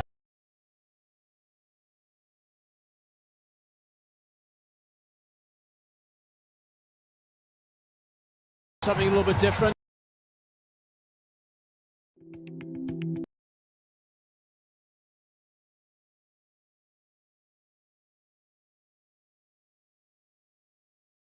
"25 yards, smashed away for a boundary, 12 from, 173 for 6.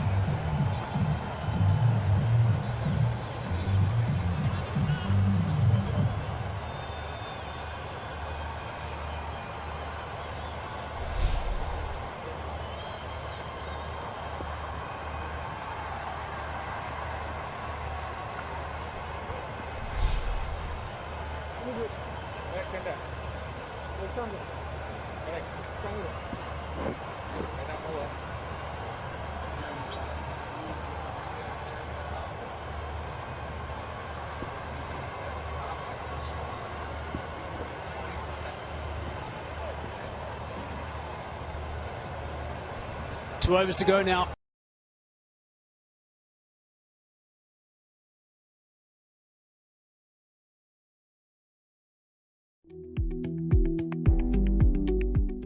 Lanka.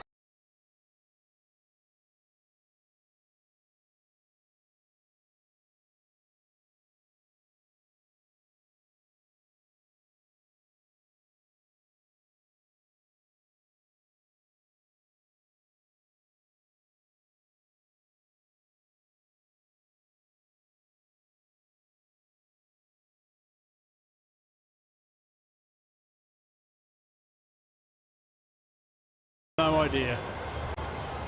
I'd like to ask the champion fan what he was trying to do. That's just nonsensical.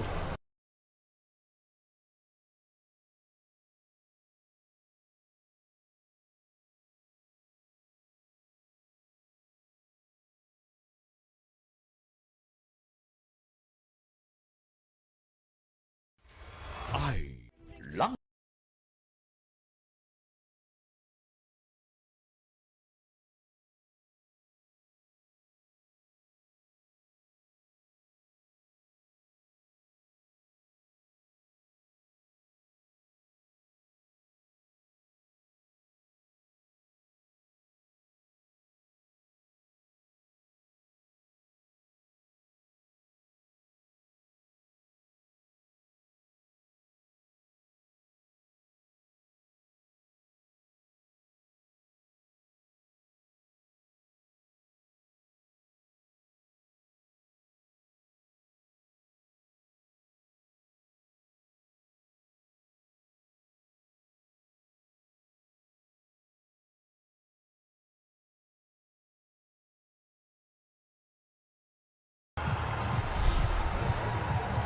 50th wicket for Nuwan Pradeep in T20 cricket, and that's fine.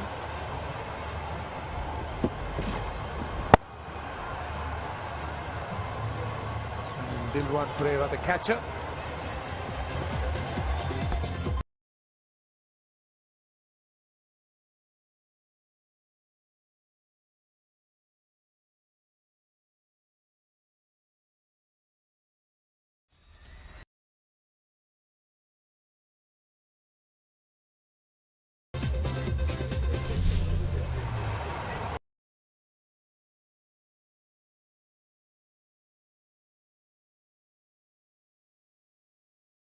"2020.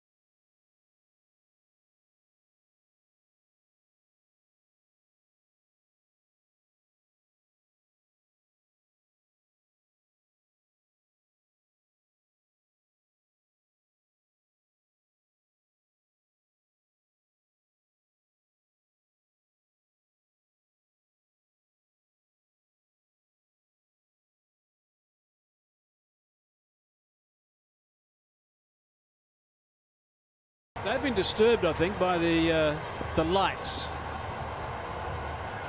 Just trying to settle now, trying to sleep. Oh, and Mickey, what do we got there? You like that one? Imagine if that was a wide. Nuwan Pradeep knows what he wants to do. You don't mind a guy with a plan, and it was at the second wide. That's tight. That's not a wide. Nuwan Pradeep is so unlucky tonight. No, it wasn't a wide. That was the third one. Might have been a nick there. Nope. It was certainly a noise. Hit the gloves hard at the end. Hazy, did you hear someone cheering? 19 overs gone, 180 for 7.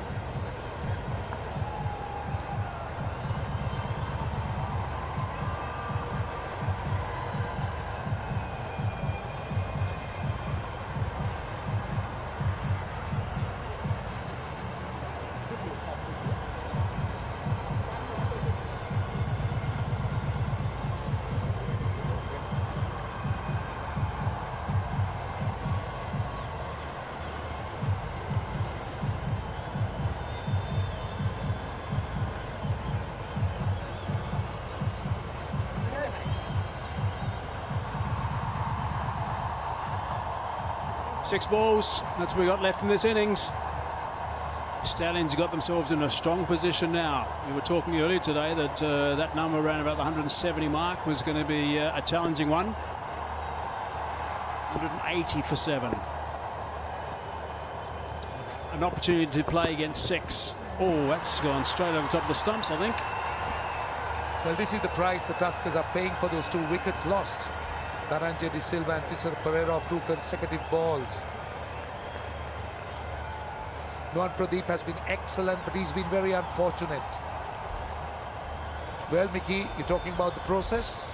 Take us through. Yeah, well, have a look. 38% in the Yorker area is all you can ask of your bowlers, is that they have a plan when they go out, they set the field accordingly. At the back of their run-up, they decide what they're going to bowl, they commit to that plan.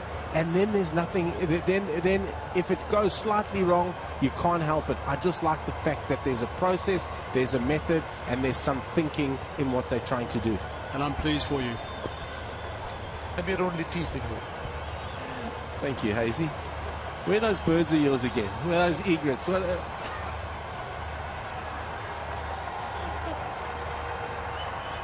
they are. There they are, Mickey. They want to have a little nap. Look at him.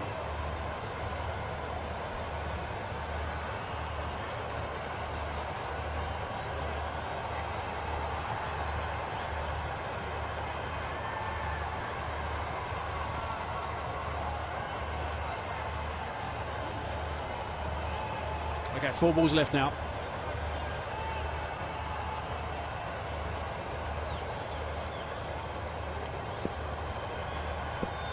It was at the second wide. That's tight.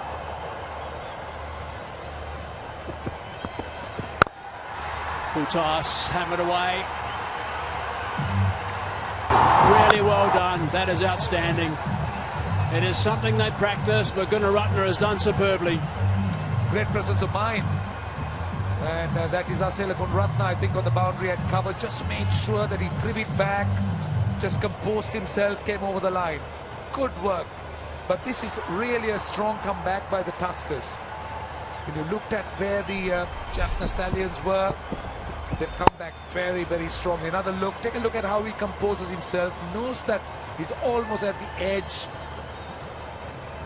throws it back, and then quickly recover. So, another wicket down for the Stallions. That's a confirmation that it's a legal ball. That was a brilliant catch. Absolutely brilliant. No problem whatsoever with the feet by the advertising triangle. He knew he was in trouble at that stage. Has to get off the ground again. There we go, back on the ground. Superb.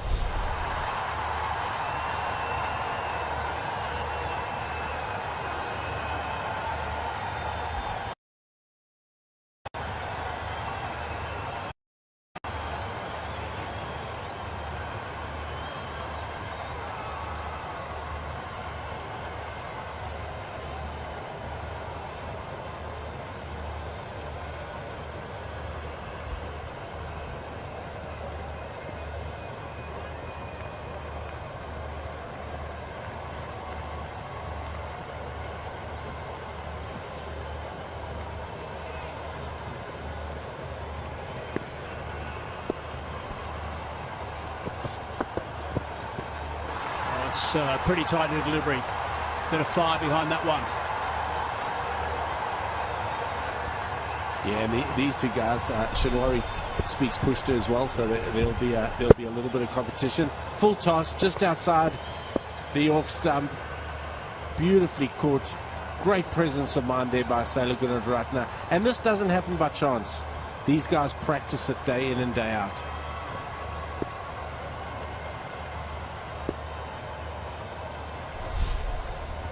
Two balls left. Slow delivery that time. And 4 runs the result.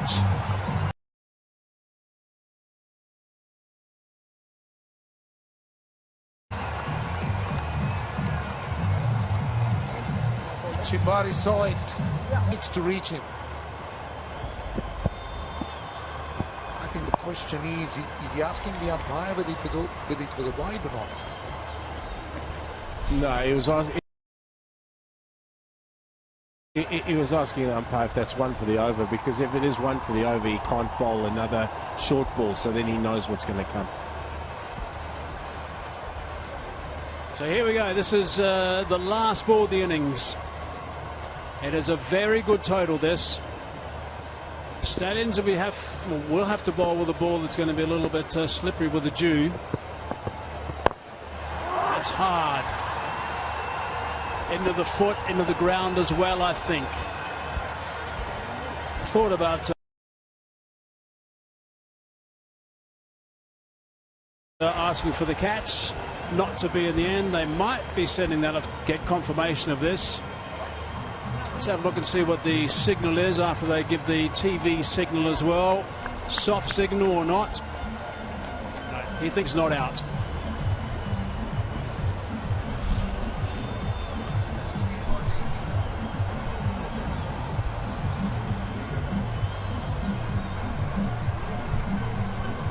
Oh, yeah, straight into the ground. That's not even close. Ground, pad, straight back up to the bowler. Naveen, not out. It really doesn't make much of a difference because they never got a run off it. 185 for 8. So it has.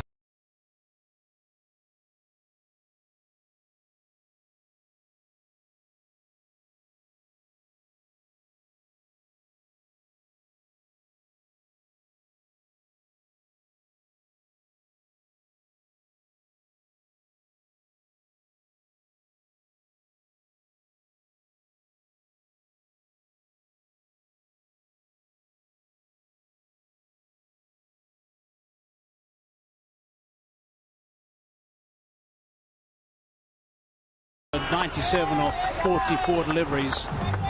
He really is in a nice little vein of form.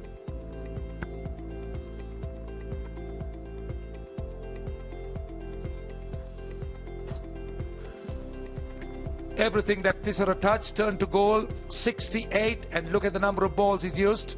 Dhananjay De Silva equally good, supported him 61 of 38, and this innings was all about that. And some support at the top by Banuka, 15 of 23. 185 for 8, the Jaffna Stallions. 135 runs scored off the last 10 overs. As we look at what the Tuskers did, you can see they used quite a few bowlers, 7 used in total.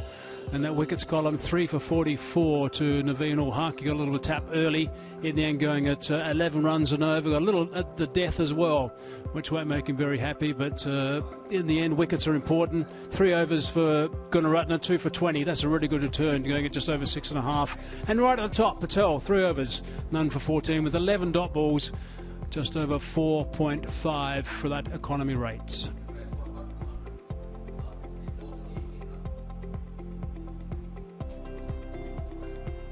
Righto, halfway through the second game, second of 2 games today. That is what's required. 186 runs required. They need to go at 9.3 runs and over, and they're going to have 20 overs to face.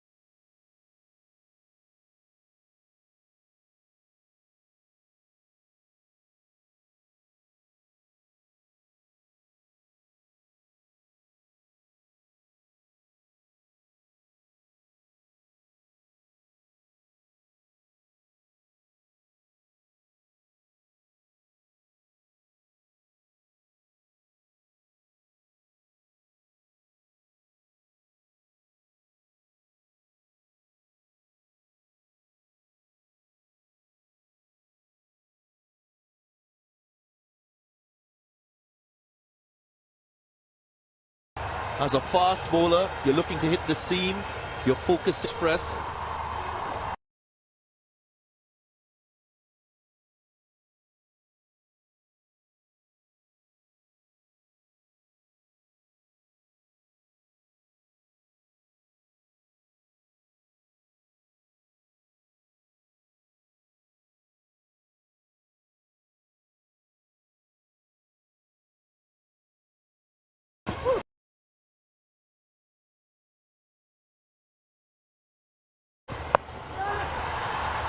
Finds enough bat on this one. It goes high in the night sky, and she flies for 6. The start you want, Gurbaz. He'll throw his bat at everything. Wasn't all that short. Pitching outside leg stump. Has a go top edge. Who cares? Flies, you said. Flies away. The bowler does. Jaffna Stallions do. And I'm sure you are backing Jaffna as well. So, are you okay? Not hiding that. Better than just making the batsman think a bit more whether the ball was coming in or going away with the angle. They're realizing very quickly that he has to bowl off stump line. Cannot bowl wicket to wicket.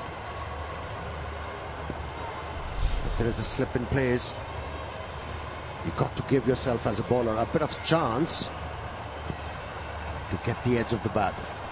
Third man deep square leg. There's also a slip. Partnerships between these two for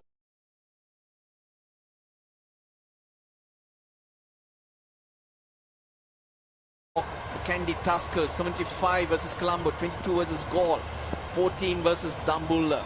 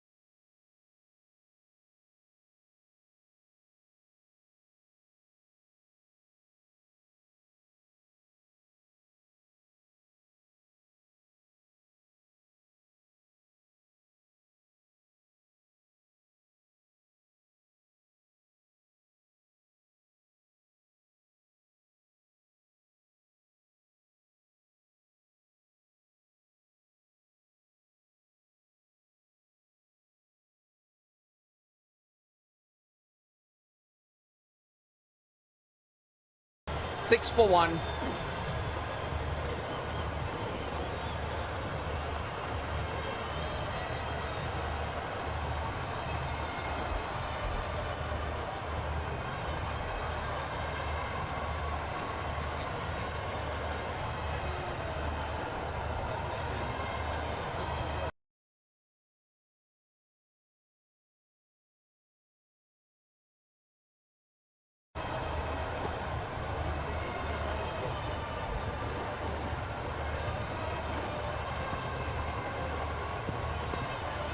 Cowboys. Stick with those lands, Cowboys.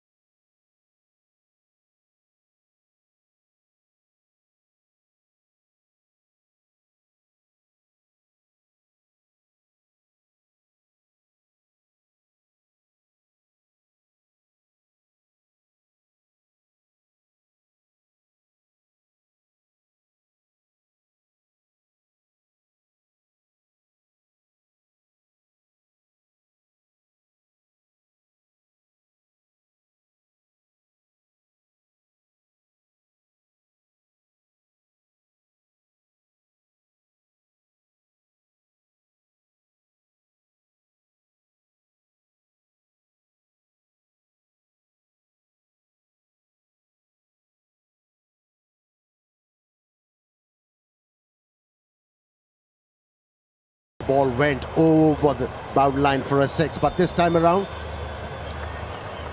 went to the orbit, nicely judged by Oliver. And look at those smiles, telling everything what happened there. Wrong shot for that length, too full.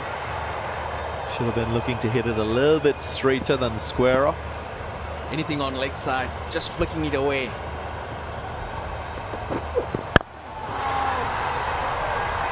You always get a little bit of shape, Suranga Lakmal. And he bowls with great control as well.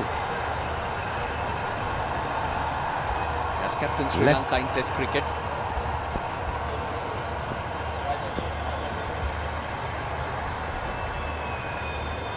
Two different angles these batsmen have to deal with. One left armour, the other one right armour. Different styles of bowler. Tucking line and a perfect length to the right-hander, bringing all mode of dismissals into play. They're searching for wickets. If they can get early wickets, and especially with the quality of batsmen at the crease, they give themselves a good chance of winning this game and putting themselves under less pressure as a bowling unit. Bit clumsy by Shoaib Malik. Red Bull, drink partner of LPL. Picked up nicely. That was sweet as. Goes all the way for 6. Sure has. Over the hill, sailing to Kandy. So effortlessly picked up by Kusal Mendes. Instinctive. He's a wonderful player. We are still to see the best of him. He's only faced 3 deliveries and he's already sighting the ball big. It wasn't a poor delivery, just that short, and that was more than enough. Yep, batting instructions. Well, you can block off the bottom. They've done that. They set the tone all right. Uppishly, enough bats.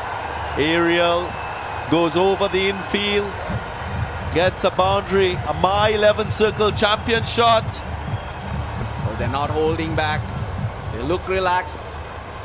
They are smart. If it's in your zone, good players, just let themselves free, and that's what Kusal Mendes is doing. Just reached out a little bit, but just enough bat. Outfield still very, very quick. They're flying now, the Kandy Tuskers. They've forgotten about the wicket they lost early. Last delivery. Just squeezed through the offside. The chase is on. Gets there, excellent effort. But it's already an expensive over. 15 runs from it. 2 overs gone, 22 for 1.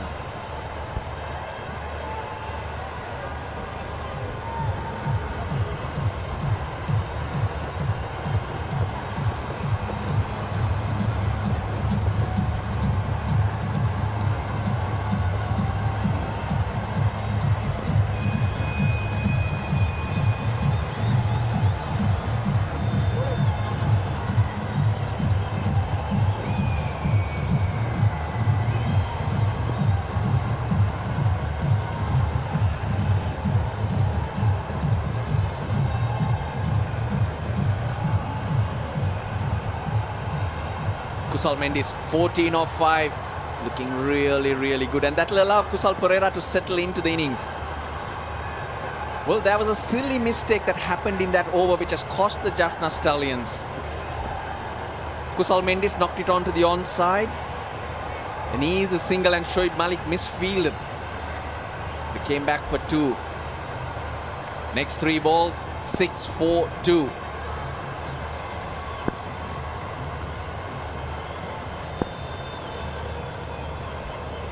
Shinwari continues. Length. More muscle than anything else. Gets it away. A couple runs to the captain, Kusal Perera.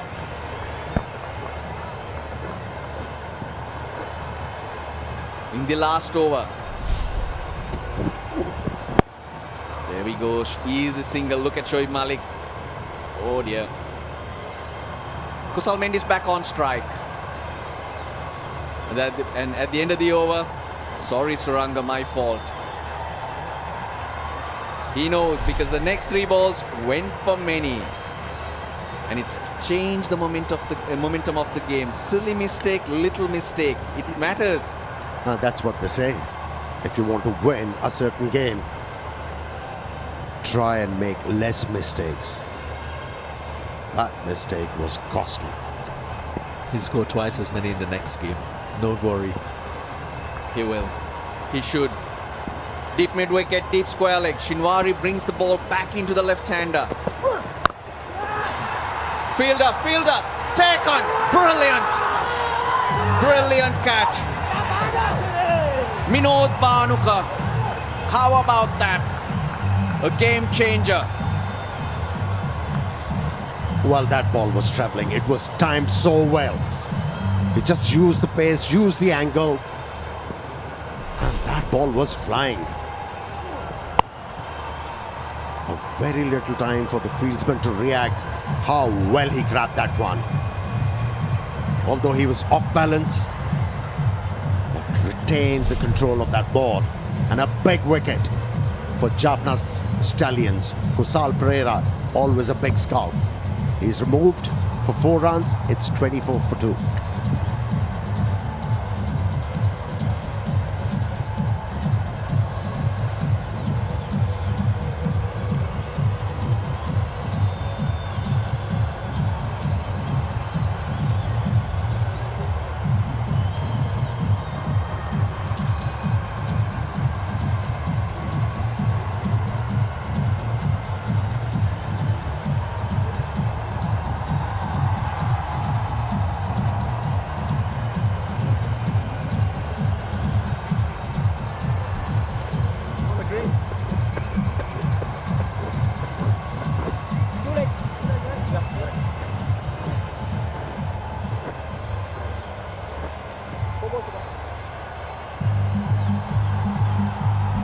Brendan Taylor, an international player from Zimbabwe,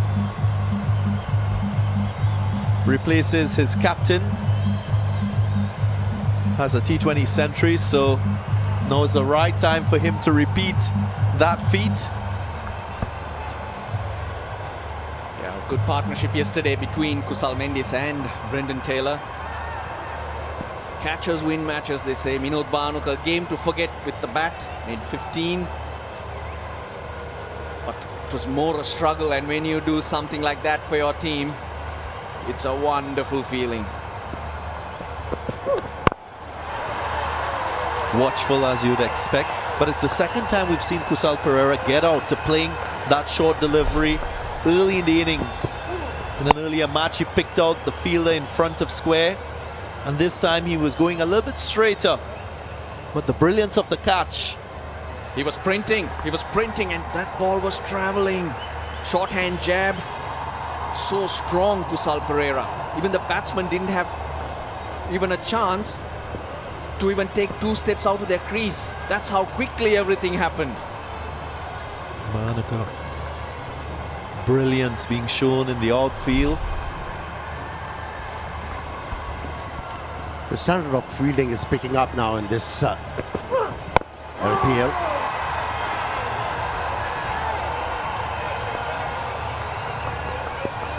The intensity has been raised.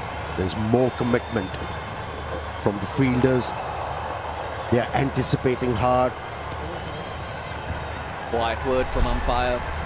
Pradeep Rambukwala to Shinwari running on the wicket. There we go. In quick time.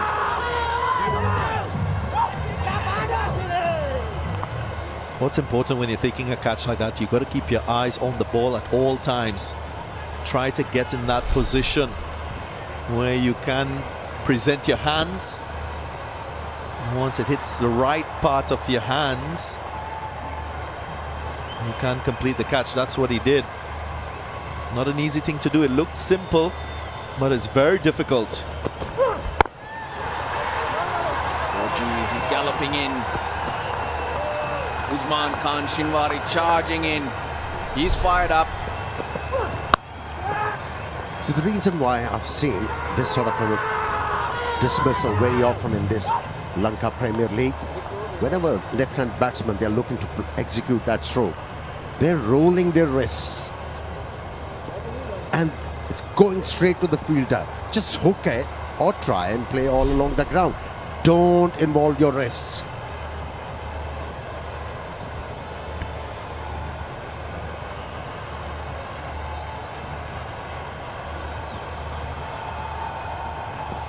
Two wickets already to Shinwari. Looks quite relaxed. That's the last note on that list of do's from the coach. Be relaxed, have fun. 2 wickets. 2 wickets. If you have picked up 2 wickets in 2 overs, you should be relaxed. After 3, 25 for 2.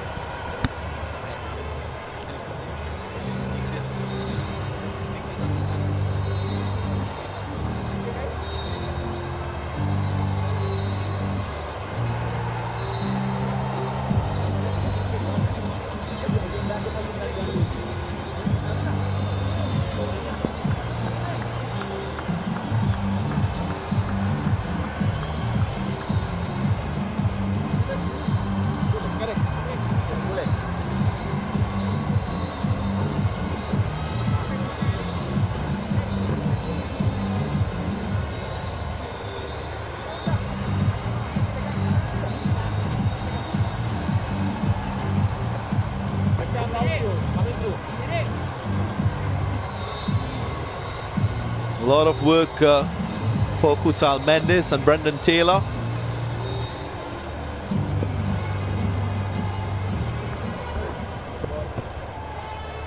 Spin introduced, it's Chaturanga de Silva.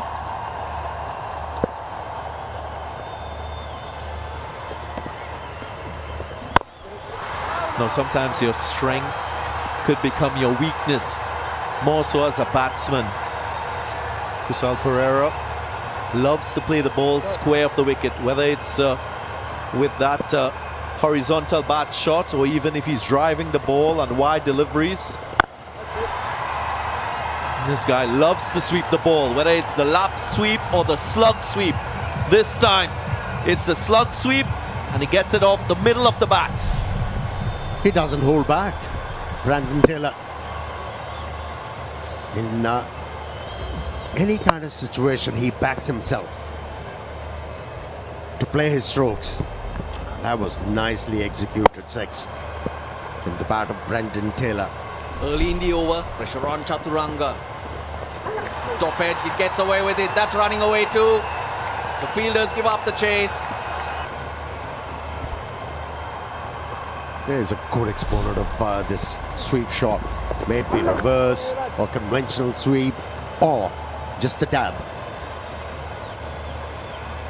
Quite prolific.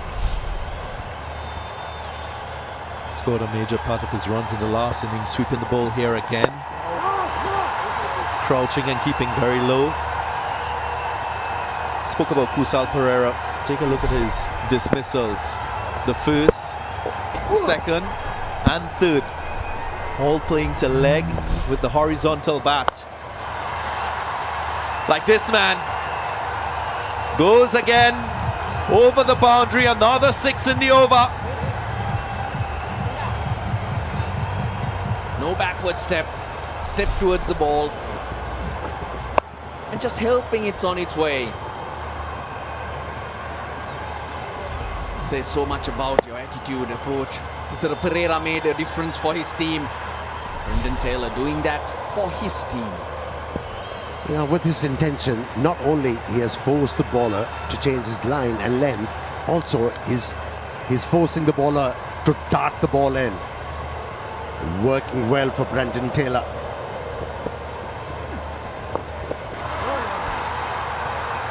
Good finish to the over. 16 from it, 41 for 2.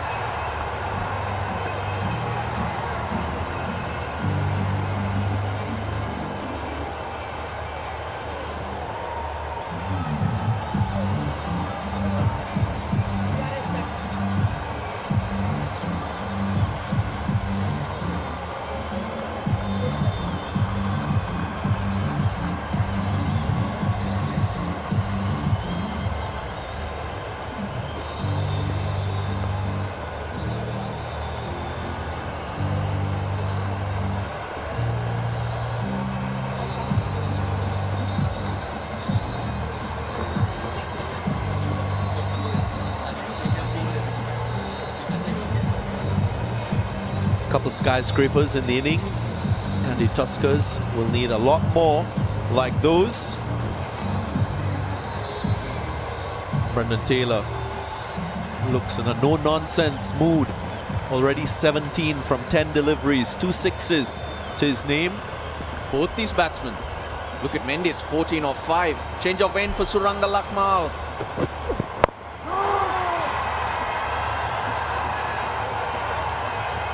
Next 2 overs, very important for both teams. Tuskers to try and close up on that gap. I'm quite impressed with Kusal Mendes. He's an intelligent cricketer, thinking batsman. He can play any situation. Just look at the comparison. Jaffna Stallions, they were 16 for 1 at this stage.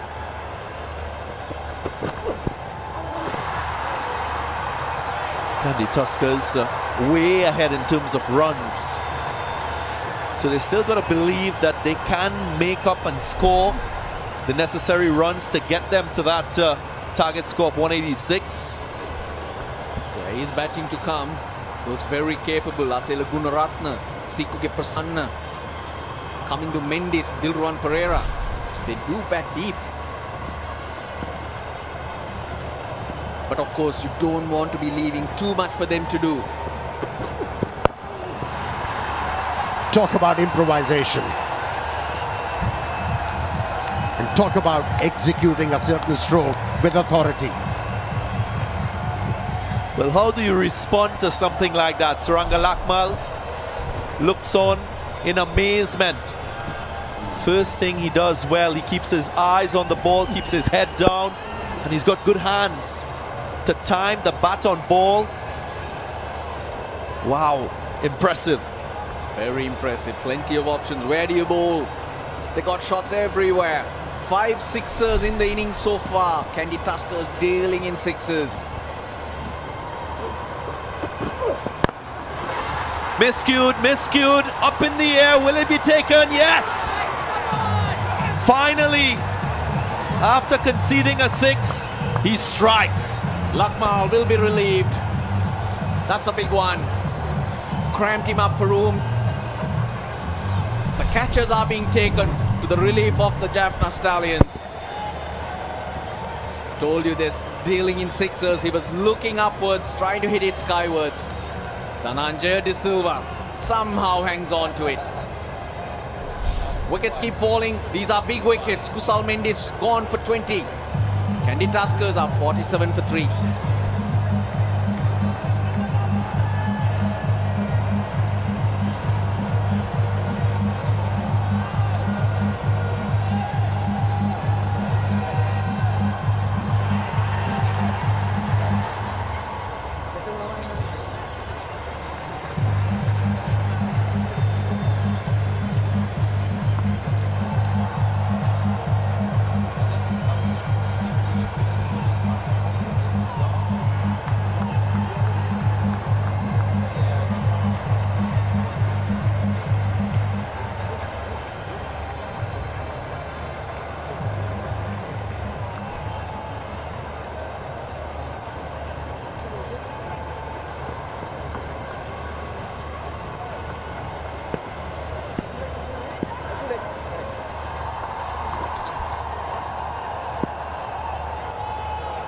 New batsman will need some time to get settled. Have a look at the conditions. Yeah, it's coming to Mendes. He's at the non-strikers end.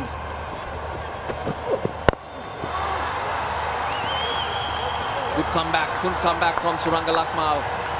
Last ball of the 5th over coming up, and it's very, very important. Cross-seam delivery. I mentioned that's a variation that a lot of bowlers use to get a little bit of extra bounce off the seam, the proud seam. This ball's still fairly new, only into the 5th over. So very good from Suranga Lakmal. Yeah, primitive thinking still works in modern day cricket. If there is a motion in the pitch, ball cross seam. Good thinking. End of the over, after 5 overs, is 47 for 3.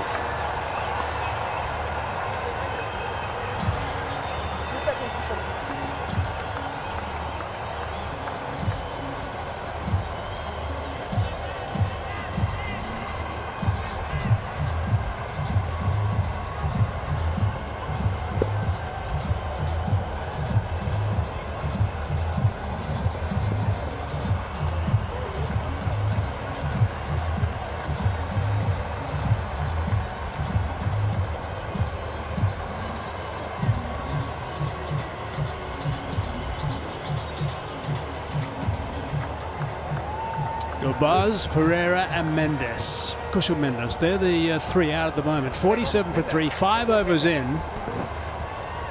The original rate was 9.3. The required rate from here is just a shade under that. So there's no problem with the rate. But the wickets is a bit of an issue. Losing 3 inside 5 overs is not ideal. Duan Olivier now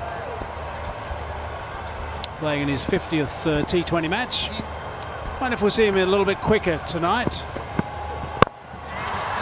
It's a lovely drive through the covers. That's gone for 4. That's a wonderful way to start the over. That is really a very good shot, Kamindu Mendes. That's first ball as well. Very, very good cricket shot. In the slot from Duan Olivier, but had to be well executed, and he did that. Wickets seem to be the issue for the Tuskers. They've got some experienced players, and Kushal Mendes' dismissal will be very disappointing. You get a 6 and immediate follow-up is a dismissal. We've spoken about it. Get off strike, rotate the strike. That should have been the way to go.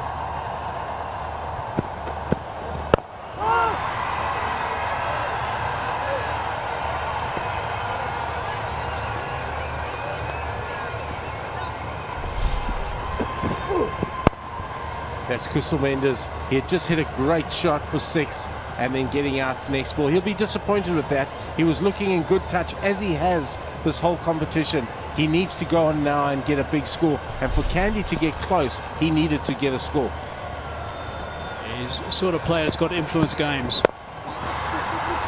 And he's good enough to do that, and he should be doing that. Just the single. That's good fielding. Nice hustling. The runs are fine as far as the Tuskers are concerned, but this is the time that the Stallions were really stifled and throttled. So at the moment, if a comparison is made, it will look, tell you why, 52 for 3 as against 23 for 2. So in terms of a comparison, the Tuskers are way ahead, but it is what happened afterwards when the likes of Tisera and Dhananjay got together and started taking on the bowling. Nice and fine, whipped away with experience for 4. Brendan Taylor's the go-to man for the Tuskers now. He's playing well. He plays particularly well against spin. I'm really looking forward to watching the tussle between Wanindu Hasaranga and Brendan Taylor later. But Kandy Tuskers need Brendan Taylor to go big if they want any chance in this game. He has to be in this My 11 Circle fantasy team for sure, Brendan Taylor. He's come in just his second game. He's impressed so much. That's another My 11 Circle champion shot.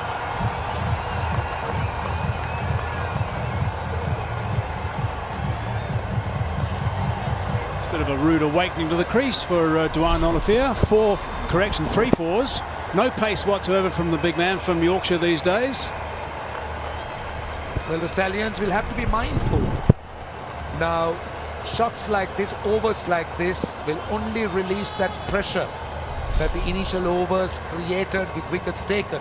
It would have been perfect for someone like Wanindu Hasaranga to come in with the batsman squeezed and under pressure to try and bowl more dot balls and get wickets. 61 for 3.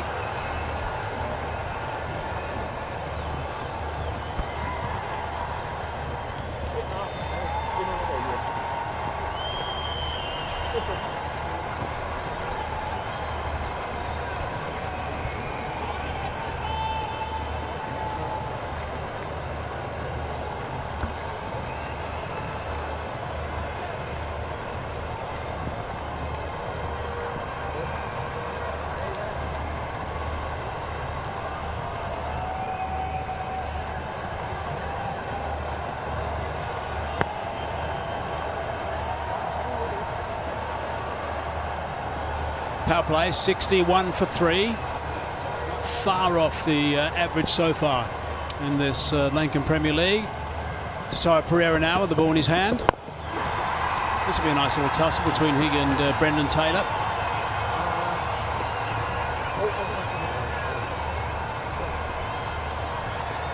Just another look at our broadcast partners.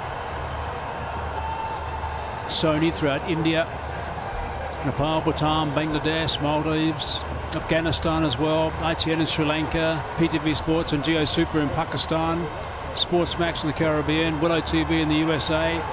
Also have digital partners all over the place. Hope you're enjoying the action coming to you from Hambantota, south of the Emerald Isle.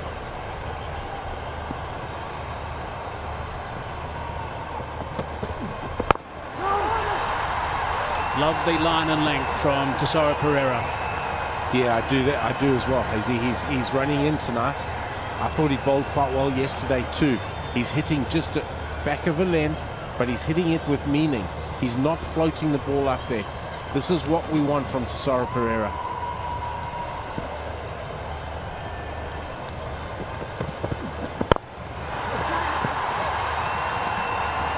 Just the single.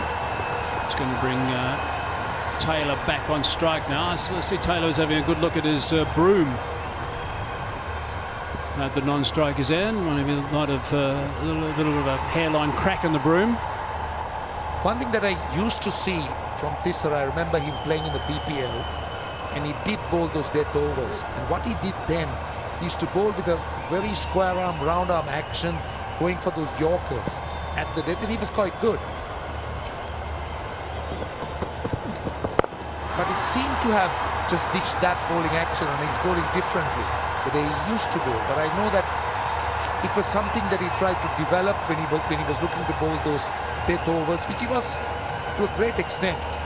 He bowled with success. Yeah, the key is just to keep it simple. If you keep trying to do and trying to recreate your action, etc., keep it simple, hit your area, commit to your delivery. That's all we ask. Bowled some really good Yorkers that way, and he was very good. In fact, surprised a few people. With that, to the time that his bowling was struggling a bit. He was always able to get those runs. It was the bowling that really let Tisera down in certain scenarios.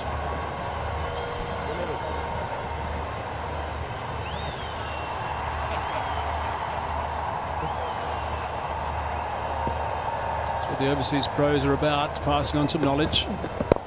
You see a from Bhutan nice and busy with Nabeen or Huck. End of the over. 7 overs gone now, 65 for 3.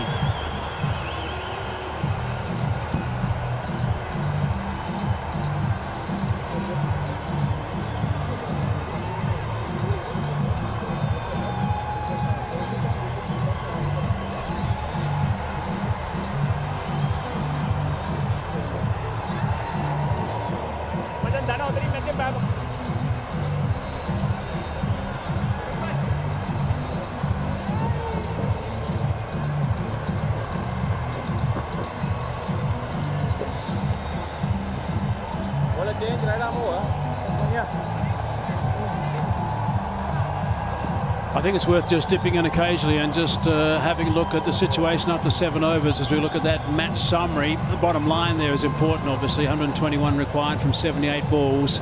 At the same stage, after 7 overs, the Stallions were 34 for 2.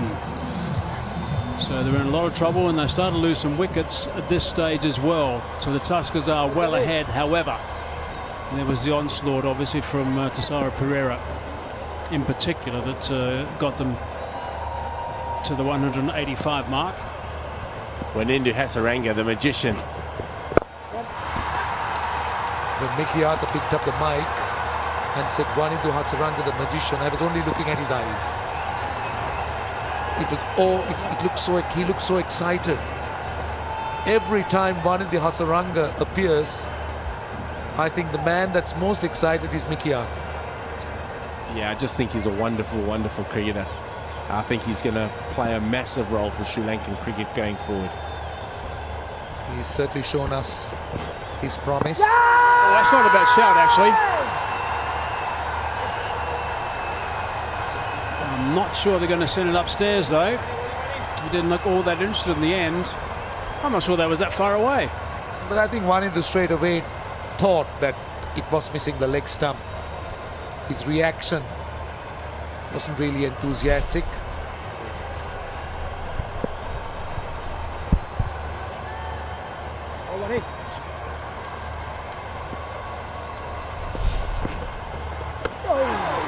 Wrong-un.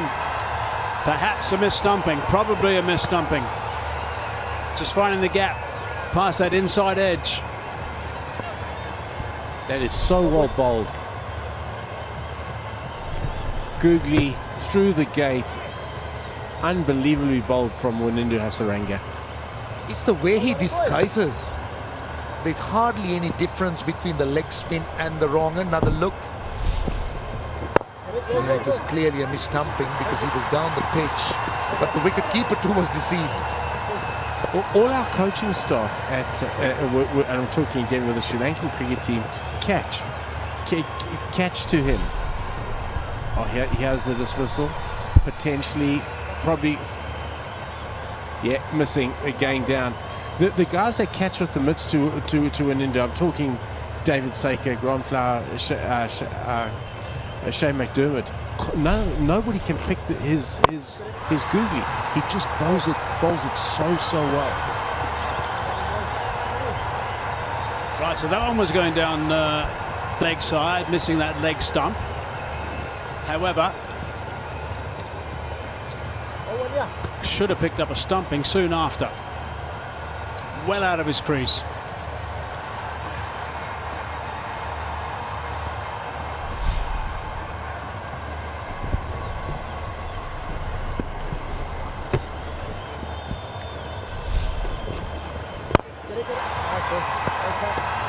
That is a very impressive first over. 4 from it. 69 for 3. That's an interesting position.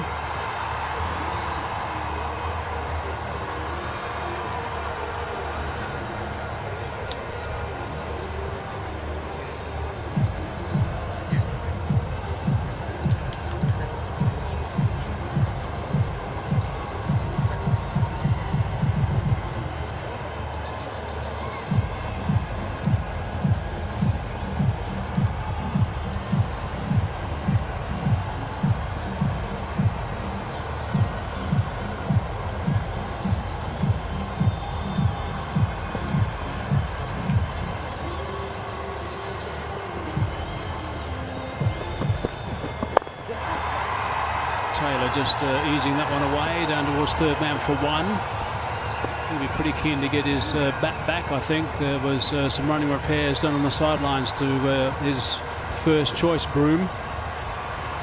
Yeah, he was, and we just got a quick glimpse on the bench there of Lasith Embaldenia, who I think is going to be a star for Sri Lanka, particularly in red ball cricket.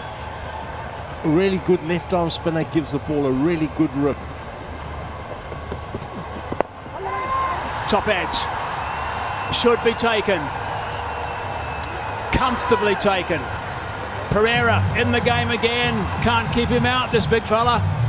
Suranga Lakmal, the catcher, settled beautifully underneath it at fine leg. And Kandy Tuskers in trouble. They've lost their 4th wicket. Another look, the short delivery, the top edge. Wasn't in control at all. And Lakmal absolutely safe on the boundary. So this is a great turnaround for the Jaffna Stallions. Mendy's out for 9, it's 70 for 4.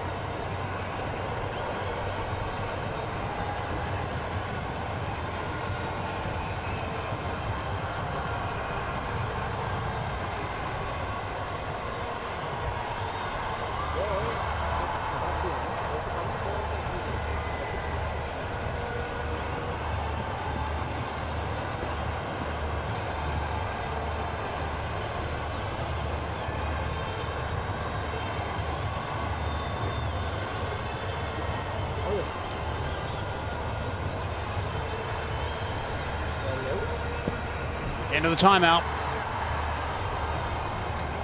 Taylor's got his original bat back now. And just as well, because he's going to need to do some serious batting yet again. He was the man of the match. Now, just discussing off air, it's very, very early days. We'll talk about the wicket first. This is coming to Mendes. A miscue down the throat of Suranga Lakmal. A fine leg. But the point I want to make is it's already showing where certain players are in their careers and in terms of where they stand. Being exposed here up against some tough competition and on different types of surfaces. And this is why I feel that the LPL will, if it can be continued with, LPL will certainly serve Sri Lanka cricket very well. I believe it is to be continued with because the current rights holder has signed up a 5-year term, so we're all hoping that it will kick on and it will be a permanent feature. Look, this can only be really positive for Sri Lankan cricket. Give so many guys an opportunity to play against a higher standard. It's nice and compact as well, which I think is important. He's not happy with his bat. Brendan Taylor is fidgeting around with it the whole time. High standard for a 3-week period, 4-week period maybe. Extra team added later is going to extend it.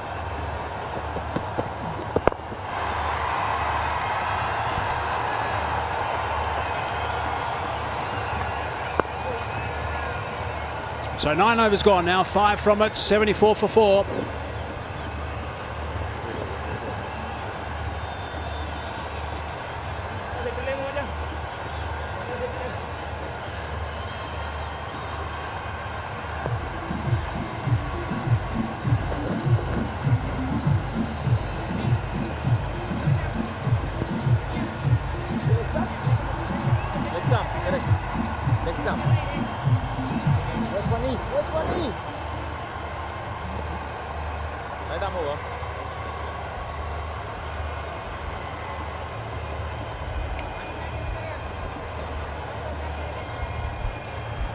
Gunaratne has just arrived at the crease. That's nice and fine. The other thing, of course, Roshan, is that as the LPL continues, you're going to get other overseas players coming in, which is going to help the younger players as well, provide another angle, extra incentive and extra advice. That helps the competitions like this grow. That's a solid shot. That is superbly played, 6 runs. He hits that so well, Brendan Taylor, sweeps incredibly well. And just to continue that point, I think what it does for the Sri Lankan players is it gives them extra responsibility. They're learning how to play under pressure. They're playing in front of live TV audiences. It takes their cricket to another level, and the cream will rise to the top.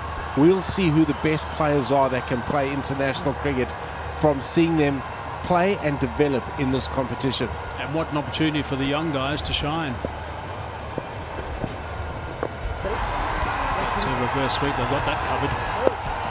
And also, Mickey, as we watch the bowlers, you could see that as soon as they're under pressure, how they struggle. It is an indication that they're not seasoned. Sometimes they just don't stick to the plan. And under pressure, they would try to do different things. Misfield. And as a result of it, they've paid a heavy price. So these are the areas that they would want to improve. You've always emphasized on the fact, stick to a plan and just execute that. And during that time, if the batsmen get the better of you, that's fine. But just don't panic. Yeah, it is. And they're learning how to do that under pressure here, you know, in front of a wide TV audience. And there's overseas players guiding them along the way. Oh, that is beautifully bowled. It really is. And it's superbly bowled. That is amazingly bowled from Wanindu Hasaranga. I'm not surprised they're going upstairs. Given not out, going upstairs to the TV umpire to have another look. I wonder, did it hit him outside the line of off stump? I'm thinking the only other thing was there's a slight inside edge on this. It just reminds me of the dismissal of Samit Patel yesterday. Completely baffled by the googly. Can't see any bat. The only thing that could save him could be the line, the impact outside the off stump. So it will be the umpire's call for sure, but it was completely done by the wronger. Just rocking and rolling that to make sure there was no inside edge at all.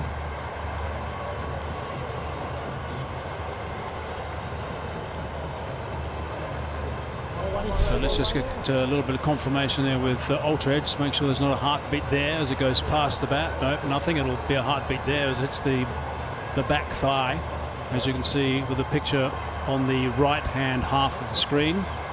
So nothing as it goes past the bat, but a heartbeat as it hits the thigh.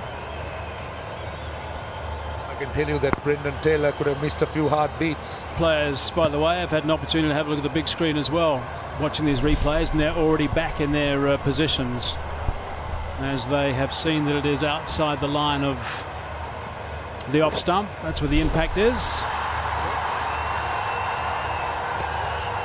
Well, the review is lost. Had it been an umpire's call, the review would have been retained, which is good. Skipper was keen. Yeah, it was worth the go there because he's the big wicket, Brendan Taylor. Where's my spotter? Where's my spotter with the coaching staff?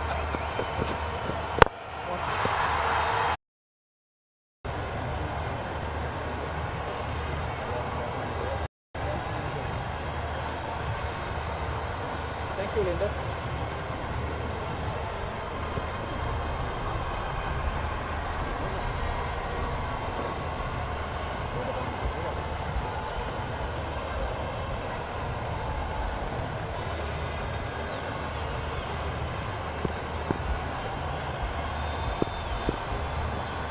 This run chase is getting more and more difficult for Kandy Tuskers.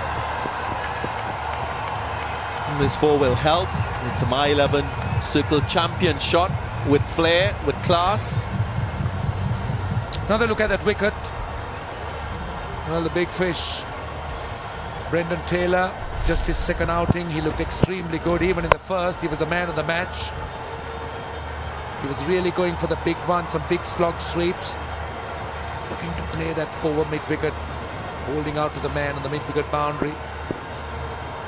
And it's been a dream run for the Jaffna Stallions so far.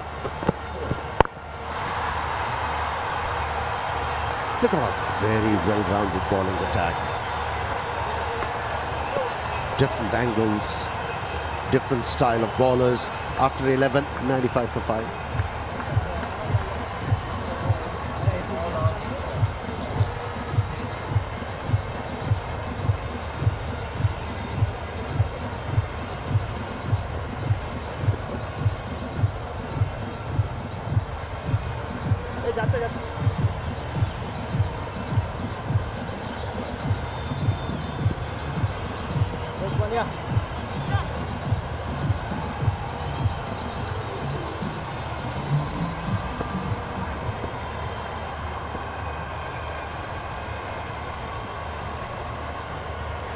Hasaranga will continue.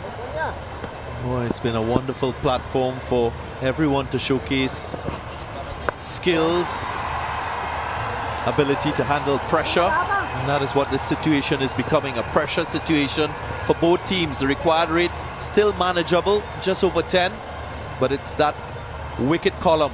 5 wickets already down. For the bowling side, it has all come down to disciplines. And so far, Hasaranga has been quite economical. Came very close to pick up a wicket.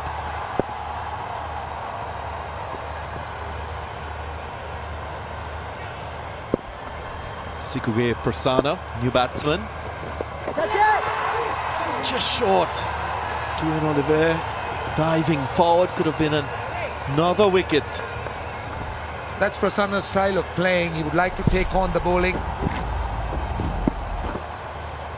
Looking to sweep it, was very lucky.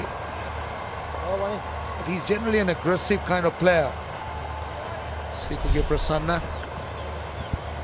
Olafere did well to stop that one. In the air. The ball went to the fielder on a bounce. Just a single. Prasanna has the reputation when he plays for the army in first-class cricket, I'm not talking white ball, to score half centuries and big scores of very few balls. So his approach, irrespective of what the format, is of attack and aggression. It's required at the moment because the required run rate is ascending now. It's going close to 11. Sweeps well, keeps it down.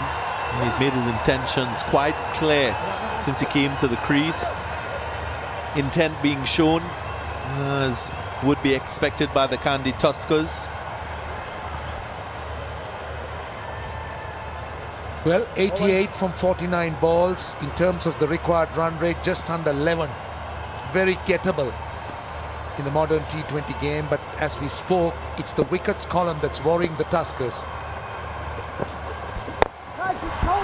Top edge, and taken.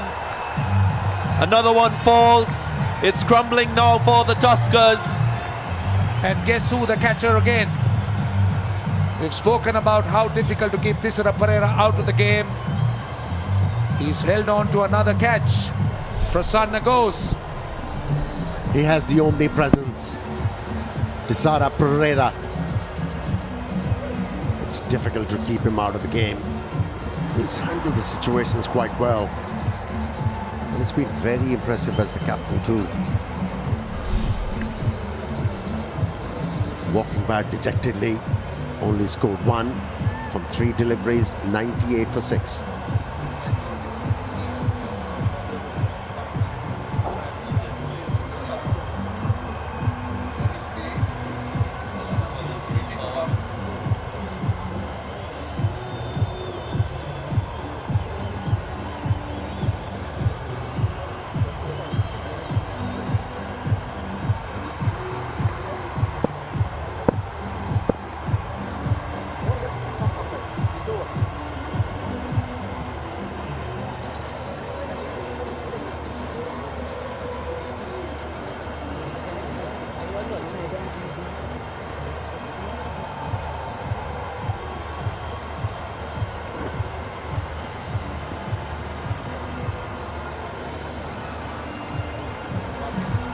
Dilruwan Perera bowled really well.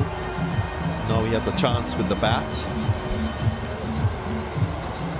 Wickets falling at regular intervals for the Kandy Tuskers.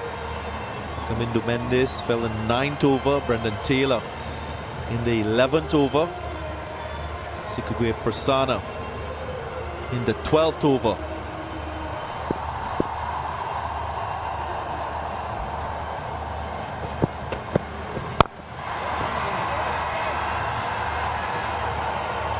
It's a fairly tough ask now for the Tuskers.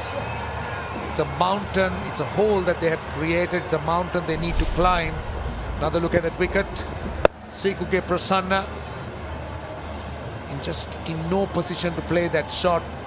Credit to Hasaranga, he did see him coming and just shortened the length. And that's what really caused that downfall as Prasanna went on with the shot. Sweetly pulled away. Wasn't a ferocious swing, it was more about timing and getting that bat coming at the right angle.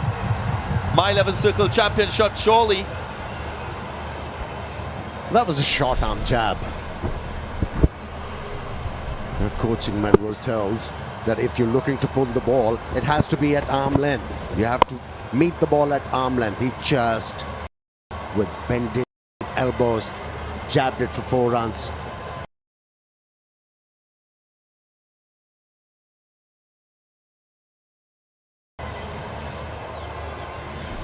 Well-crafted stroke. 1,000 runs in T20 cricket for Gunaratna. Landmark he will cherish. Looks quite capable.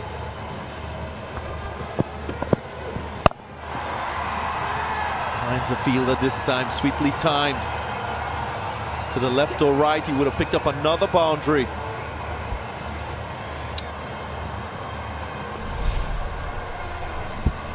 And this is another look. This is the short arm jab that we were talking about. Just played it so well. He was very much in control. Didn't overhit it. As Darren said, the timing was brilliant. This pitch has stood up quite well. A good consistent bounce still. Ball coming on to bat nicely. So again, the skills of the bowlers being tested all the time. It's the very same pitch the previous game was played. And batting has looked much better. And it's about batting on it, Darren.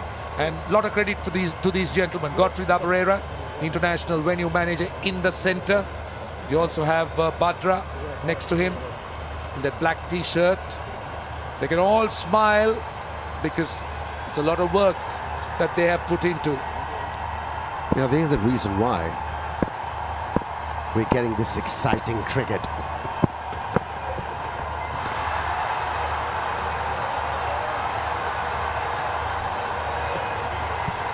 The excitement will surely continue all the way to the final. We're only into the 8th match. And we've seen so many things, I think, from a Sri Lankan point of view. And for Sri Lankan players, it's a wonderful platform to showcase your skills. Lots of people looking on. Ideal opportunity for you to give your best, perform. You just never know the opportunities out there. Yeah, pitches have improved from yesteryears. And on the 13th, it's 103 for 6.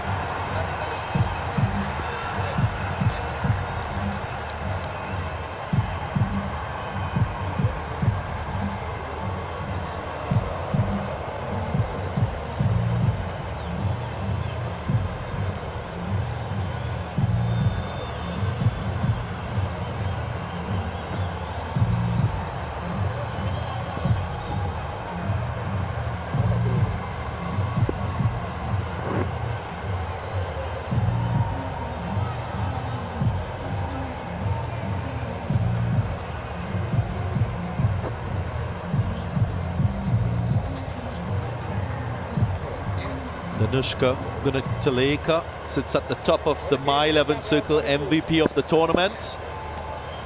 Can he remain there? That's a challenge. Reverse sweep. Makes good connection. And it will run into the boundary. My 11 circle, champion. Managed to hit the ball in the air to clear those fieldsmen. Shot third man and backward point. Good start to the over for Kandy Tuskers. It's about how they set about from here. No dot balls. Sensible. That's the way to go. Start with the boundary, keep rotating the strike. Just don't throw it away. And they have a partnership like what we saw from Tessara Pereira and De Silva, who put on 118, changed the face of the game when the Jaffna Stallions batted. They must believe, I think that's the first hurdle that you got to cross as a batsman, believe that you can deliver and finish the job. 78 from 40 required. Take the game to the 17th over. And with a couple of strokes like this, that will enhance the chances for Kandy Tuskers. They haven't given up, which is good to see. Yeah, he can use the long handle. Don't forget, on his debut in Test cricket, he got a 90. He's had a few first-class hundreds, and also you'll be surprised to know that the international debut was in Australia, not as an off-spinner. He opened the batting. So he has some credentials as a batsman, but now he's developed a lot in his bowling area, so the batting seemed to be the second option. No better time for him to deliver. Use of the feet, chipped into the gap. Surprised they weren't looking at 2. 12 runs in the over so far. Tuskers will need all the runs and all the luck they can get. 71 of 38 would involve a lot of risks. Gunaratne will be the man to go, or the go-to man as far as the Tuskers are concerned. But Dilruwan, it's important that he sticks there. You can sense that there's a little bit of thought towards this partnership and the process of scoring runs. It's not a wild sort of approach, and that's good from a Kandy Tuskers point of view. Still need to be calculated in the manner in which you scored 11-12 runs per over, 1-2 boundaries and turn the strike over. Still a lot of overs remaining. That's an excellent over if you're a Kandy Tuskers fan. 14 gone, 117 for 6.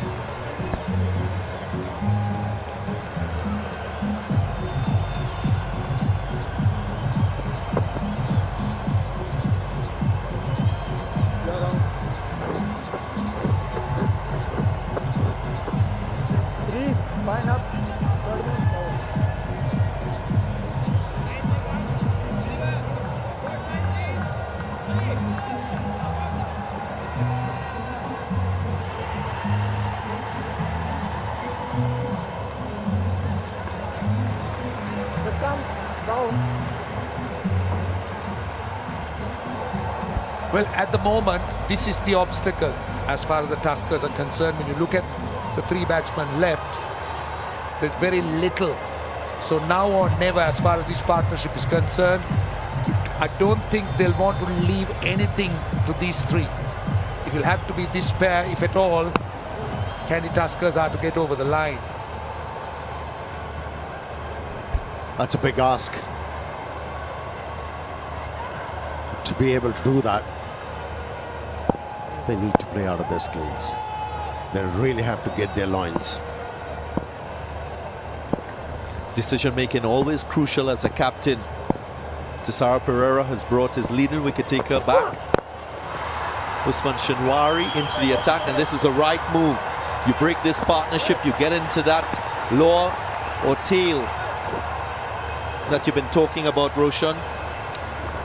On the subject of Tisara Pereira, it's quite clear that his confidence level is so high, then his performance with both bat and ball has rubbed off on his entire game. His fielding, his thinking, he's captaining the side well, he's leading it. So this is what a good performing all-rounder could bring into a team.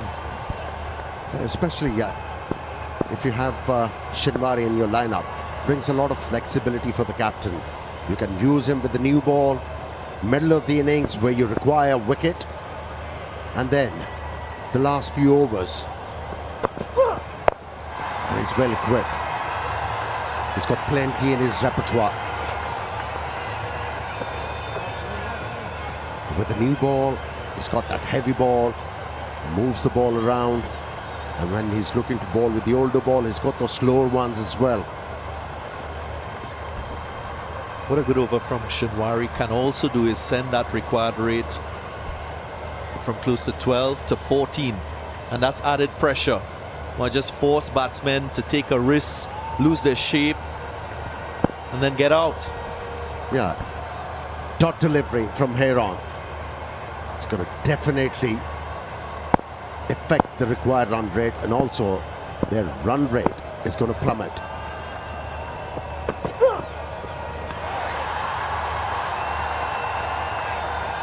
It's a battle. Battle of skills, battle of nerves. Usman Shinwari is up for it, showing his aggression. Well-directed bouncer. Question as to whether that was too high, Roshan? That's the question. That's what I was looking at the leg umpire. Of course, Dilruwan Pereira was going down, but the umpire would have to assess what the height of the ball would have been when he stood up. I felt it was quite high, honestly. Well, the signal had to come from the square leg umpire. He was not convinced. Standing position is... It was marginal. In the air, taken. He's a captain's delight, isn't he, Shinwari? Well, the Stallions cannot put a foot wrong. They're catching everything, and everything they've done has shown results. And that, I'm afraid, might be the chances of Kandy Tuskers with Dilruan's wicket gone away or blown away. Good catch by Minod Bhanuka. Don't forget, he's a wicket keeper and he's excelled in the outfield.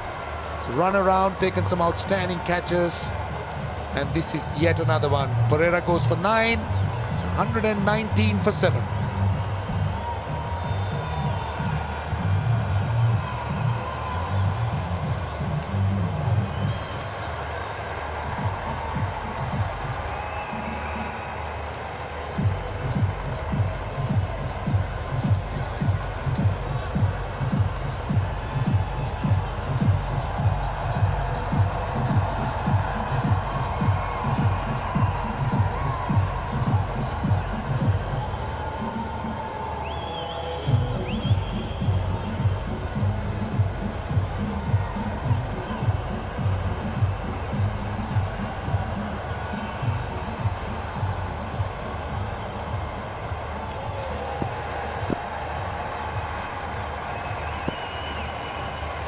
Naveen ul Haq will need to deliver his best with the bat.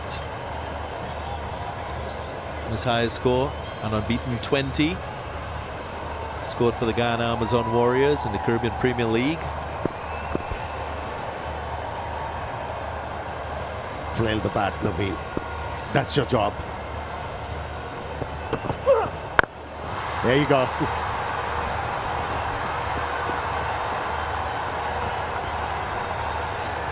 He'll get his chance now, Naveen ul Haq. Well, 66 of 31 balls, runs versus balls with wickets in hand is not beyond a batting side. But when you see 7 wickets down in those wickets column, that's a tough ask. No full toss working for Shinwari.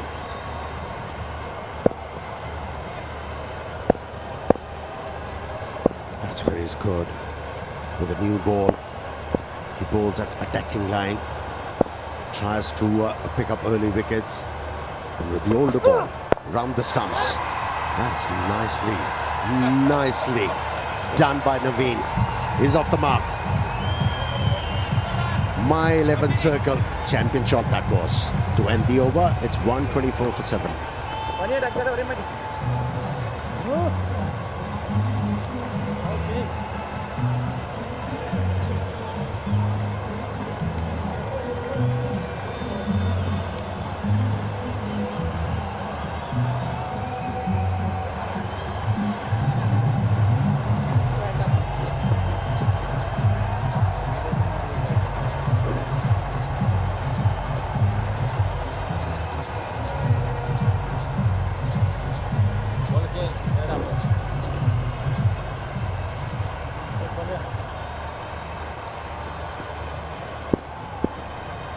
Well, it's locked away in the runs side of things at the same stage after 15 overs, but not in the wickets. That's where they've got themselves in problems. 7 wickets down versus 4 after 15 overs and 1 ball.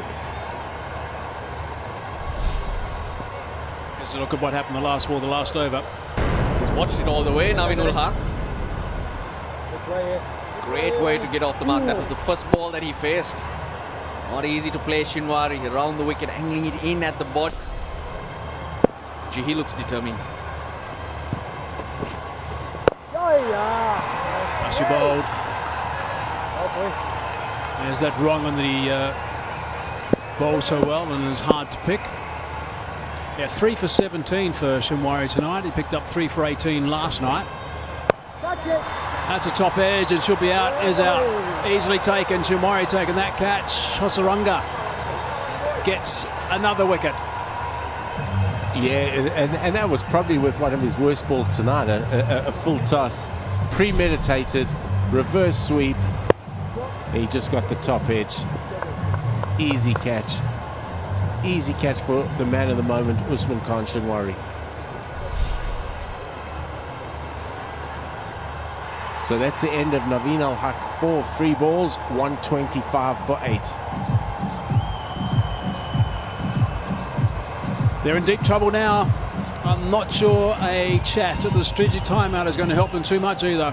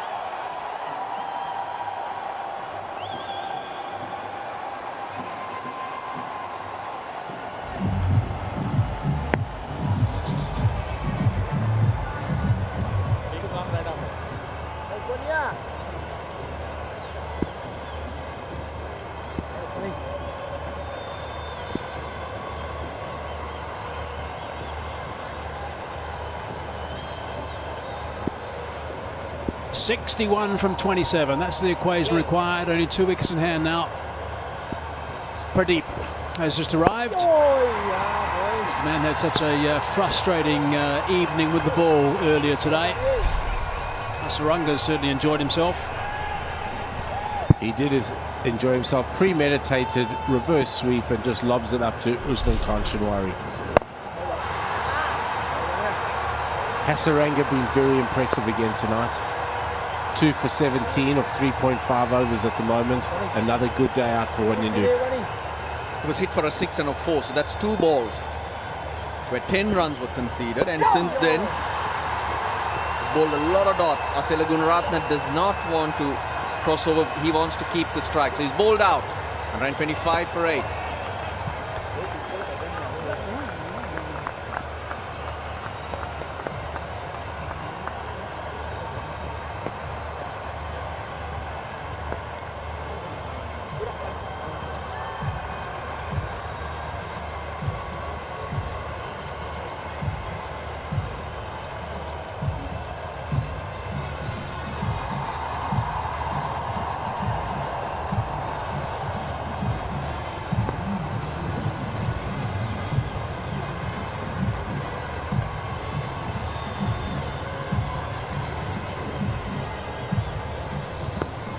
Quick look at the match summary as it stands at the moment. Shinwari 3 for 17. His return is tidy. Tuskers have got a lot of runs to get and not too many balls left, and certainly not many wickets left either.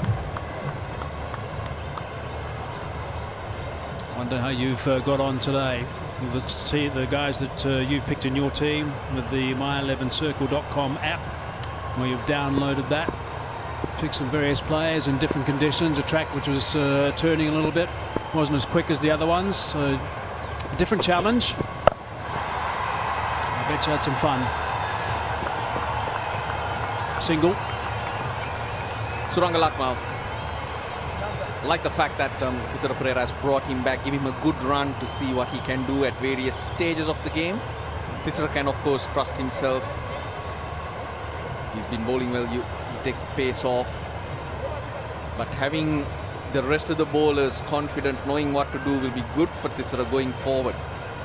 Yes, they've looked good, but you just must look to areas where you can always constantly improve.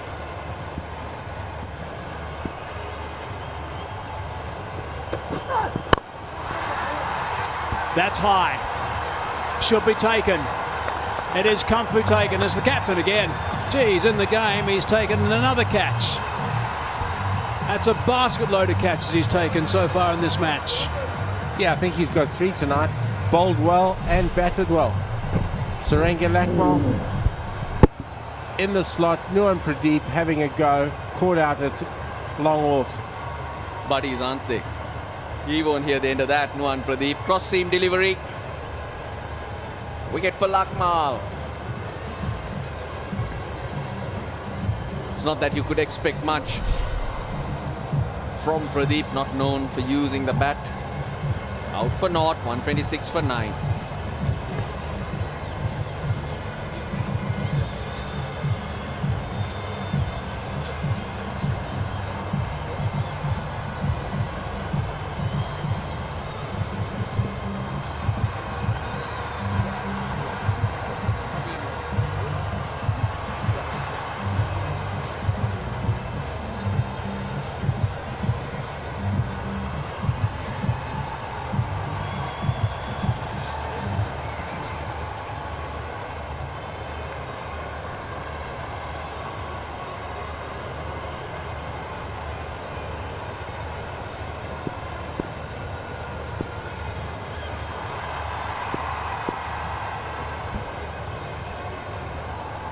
One wicket to wrap things up. Thick edge over the top of the keeper, running away for a boundary. That's bad luck from Suranga Lakmal. Hit his area. We call Suranga Lakmal the Jimmy Anderson of Asia. He is a wonderful, wonderful test bowler. He's bowled a test length there and unluckily gone for 4. The one thing I like about the Jaffna Stallions side is there's a good quality core of fast bowlers. If you have a look at the 3 overseas pros. We've got Carl Abbott not playing tonight, Benura not playing tonight. So guys can rotate and stay fresh. I think a lot of thought's been put into their squad. A lot of double headers. Tomorrow is an off day for all the teams. Then we come back on the 3rd and 4th. So another double header for the Stallions. 4 games in 5 days. Not easy. That's why it's been really good squad management, I think, from the Jaffna Stallions.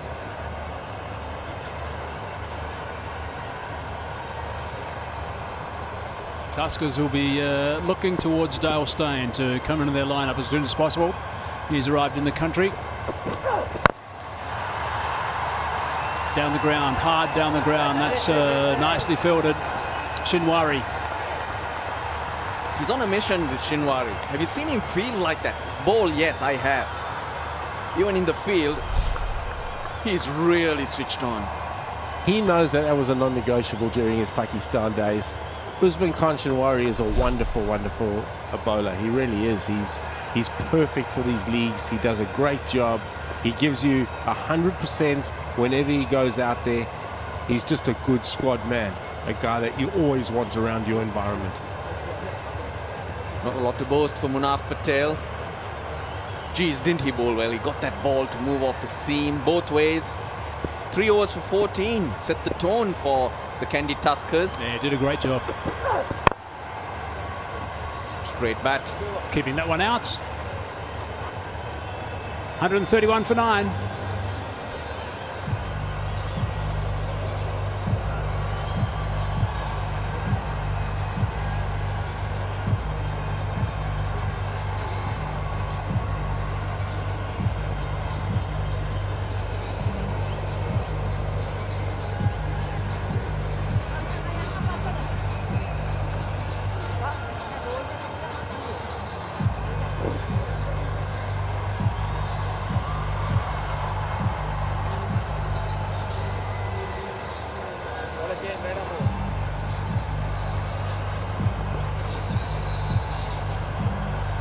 So 17 overs gone, 131 for 9 it is.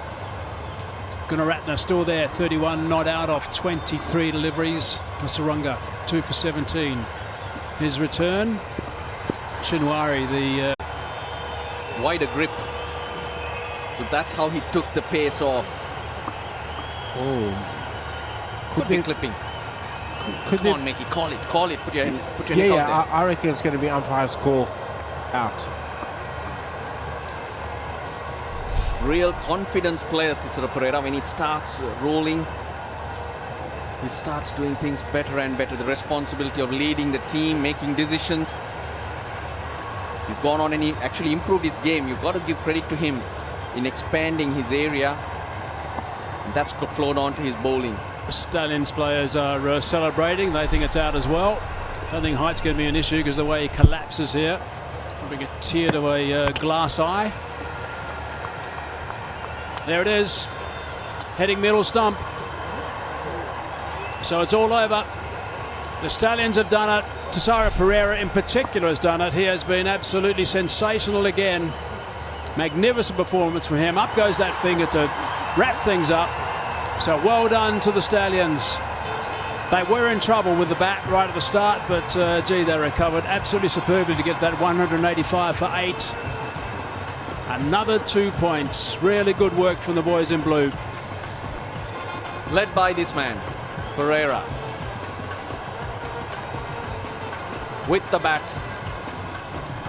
Geez, wasn't he a treat to watch? 68 of 28 today, 97 of 44 yesterday. When he walked in 4 for 49, there were only 50 runs on the board in the first 10 overs. Ended up with 185. Lost their way in the last 3 overs, just to remind us. That's how good he's been. But he's finding help from different areas. A big shout out to Dhananjay De Silva, the way he played. Played some wonderful shots, and from a Sri Lankan point of view, you hope he understands his capabilities. It was a fantastic knock, a fantastic effort. And then with the ball, running in hard, some wonderful catches were taken. They caught everything. especially the catch of Kusal Pereira by Minod Banuka that started having them believing in themselves and that they can defend this score.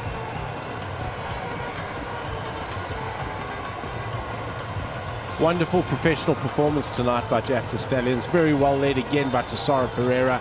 He led with performance, with the bat, with the ball, and in the field. Usman Kanchanwari, outstanding. Danajay De Silva, exceptional. And the Tuskers will be disappointed. They won their last game, so a couple of teams in action tonight.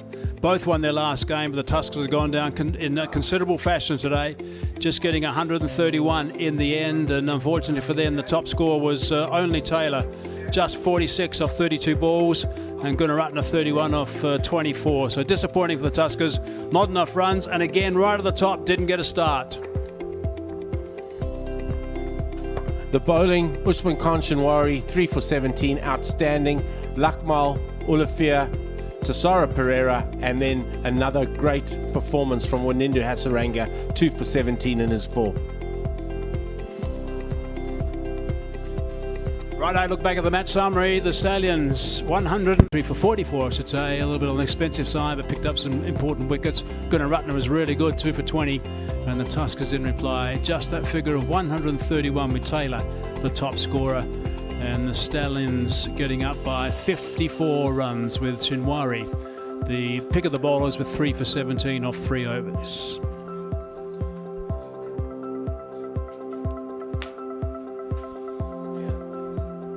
Always nice to see the interaction from the players. Of course, these guys know each other very well. Tuskers will be disappointed, there's no doubt about it, because of that result. The Stallions continue their fine form. They have gone into this tournament being the most organised team, well prepared, and even though they have lost wickets right at the top for 2 games in a row, they've come back and they've recovered and got themselves nice totals each time, and that has been enough. So there you go. Top of the pops, the Stallions, the Jaffna Stallions, played 3, won 3, so they've got 6 points, and that net run rate is really healthy at plus 2.1. And the Colombo Kings at number 2, 4 points. They've played 3 and have won 2. Dambulla Viking have got 4 points. That was a good performance for them earlier today. And the Tuskers have only got 2 points. These net run rates are not good, as you can see. As the minus 0.047 for them. But they've played 4 now and only won 1. And the Gaul Gladiators at number 5 have played 3 and haven't got any points on the board as of yet. Okay, time for us to take a break. We'll come back shortly with the presentation.